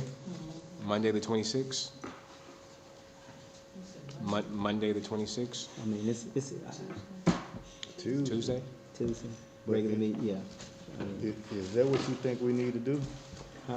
Is that what you think we need to do? Change the base? Yeah, so you won't have to worry about it again. Yeah, because, Okay. yeah, so it won't repeat itself. If you can dig out of the house money. Oh, yeah. Yeah, I was about to say, the only thing is weather. I don't like these weather events. It gave. You know, we've had Zoom Let me calls. bite my tongue on that. It gave us some things we didn't. But, yeah, any of them, I can do them. So for safety, do we want to do Wednesday the 28th? Wednesday the 28th for safety, That's next Wednesday. next Wednesday. I'd rather do Tuesday, Tuesday? yeah. You said for safety. For safety. I think, But see, we got safety in terms of us getting here, and we have safety in terms of us making our deadline, and I prioritize safety in terms of making our deadline. No, we gotta get here first. it did, Huh? but you can schedule I'm it gonna for come by and Tuesday. pick all y'all up, I'm fine. bring y'all here. Hold you to it, I too. mean, you can schedule it for Tuesday and just reschedule. Yeah, if we can't get out, we can always reschedule. So let's, Fine. yeah, let's go ahead. So I will send out correspondence for Tuesday to have a special meeting, and we'll, What time? What day did you say? Tuesday, Next next Tuesday, the 27th. Next Tuesday? All right, What time? 5 o'clock work for everybody? 5, 5 o'clock? that's better. Okay, yeah, fine. Is there a motion to I adjourn? move we adjourn. Second. Motion, meeting adjourned.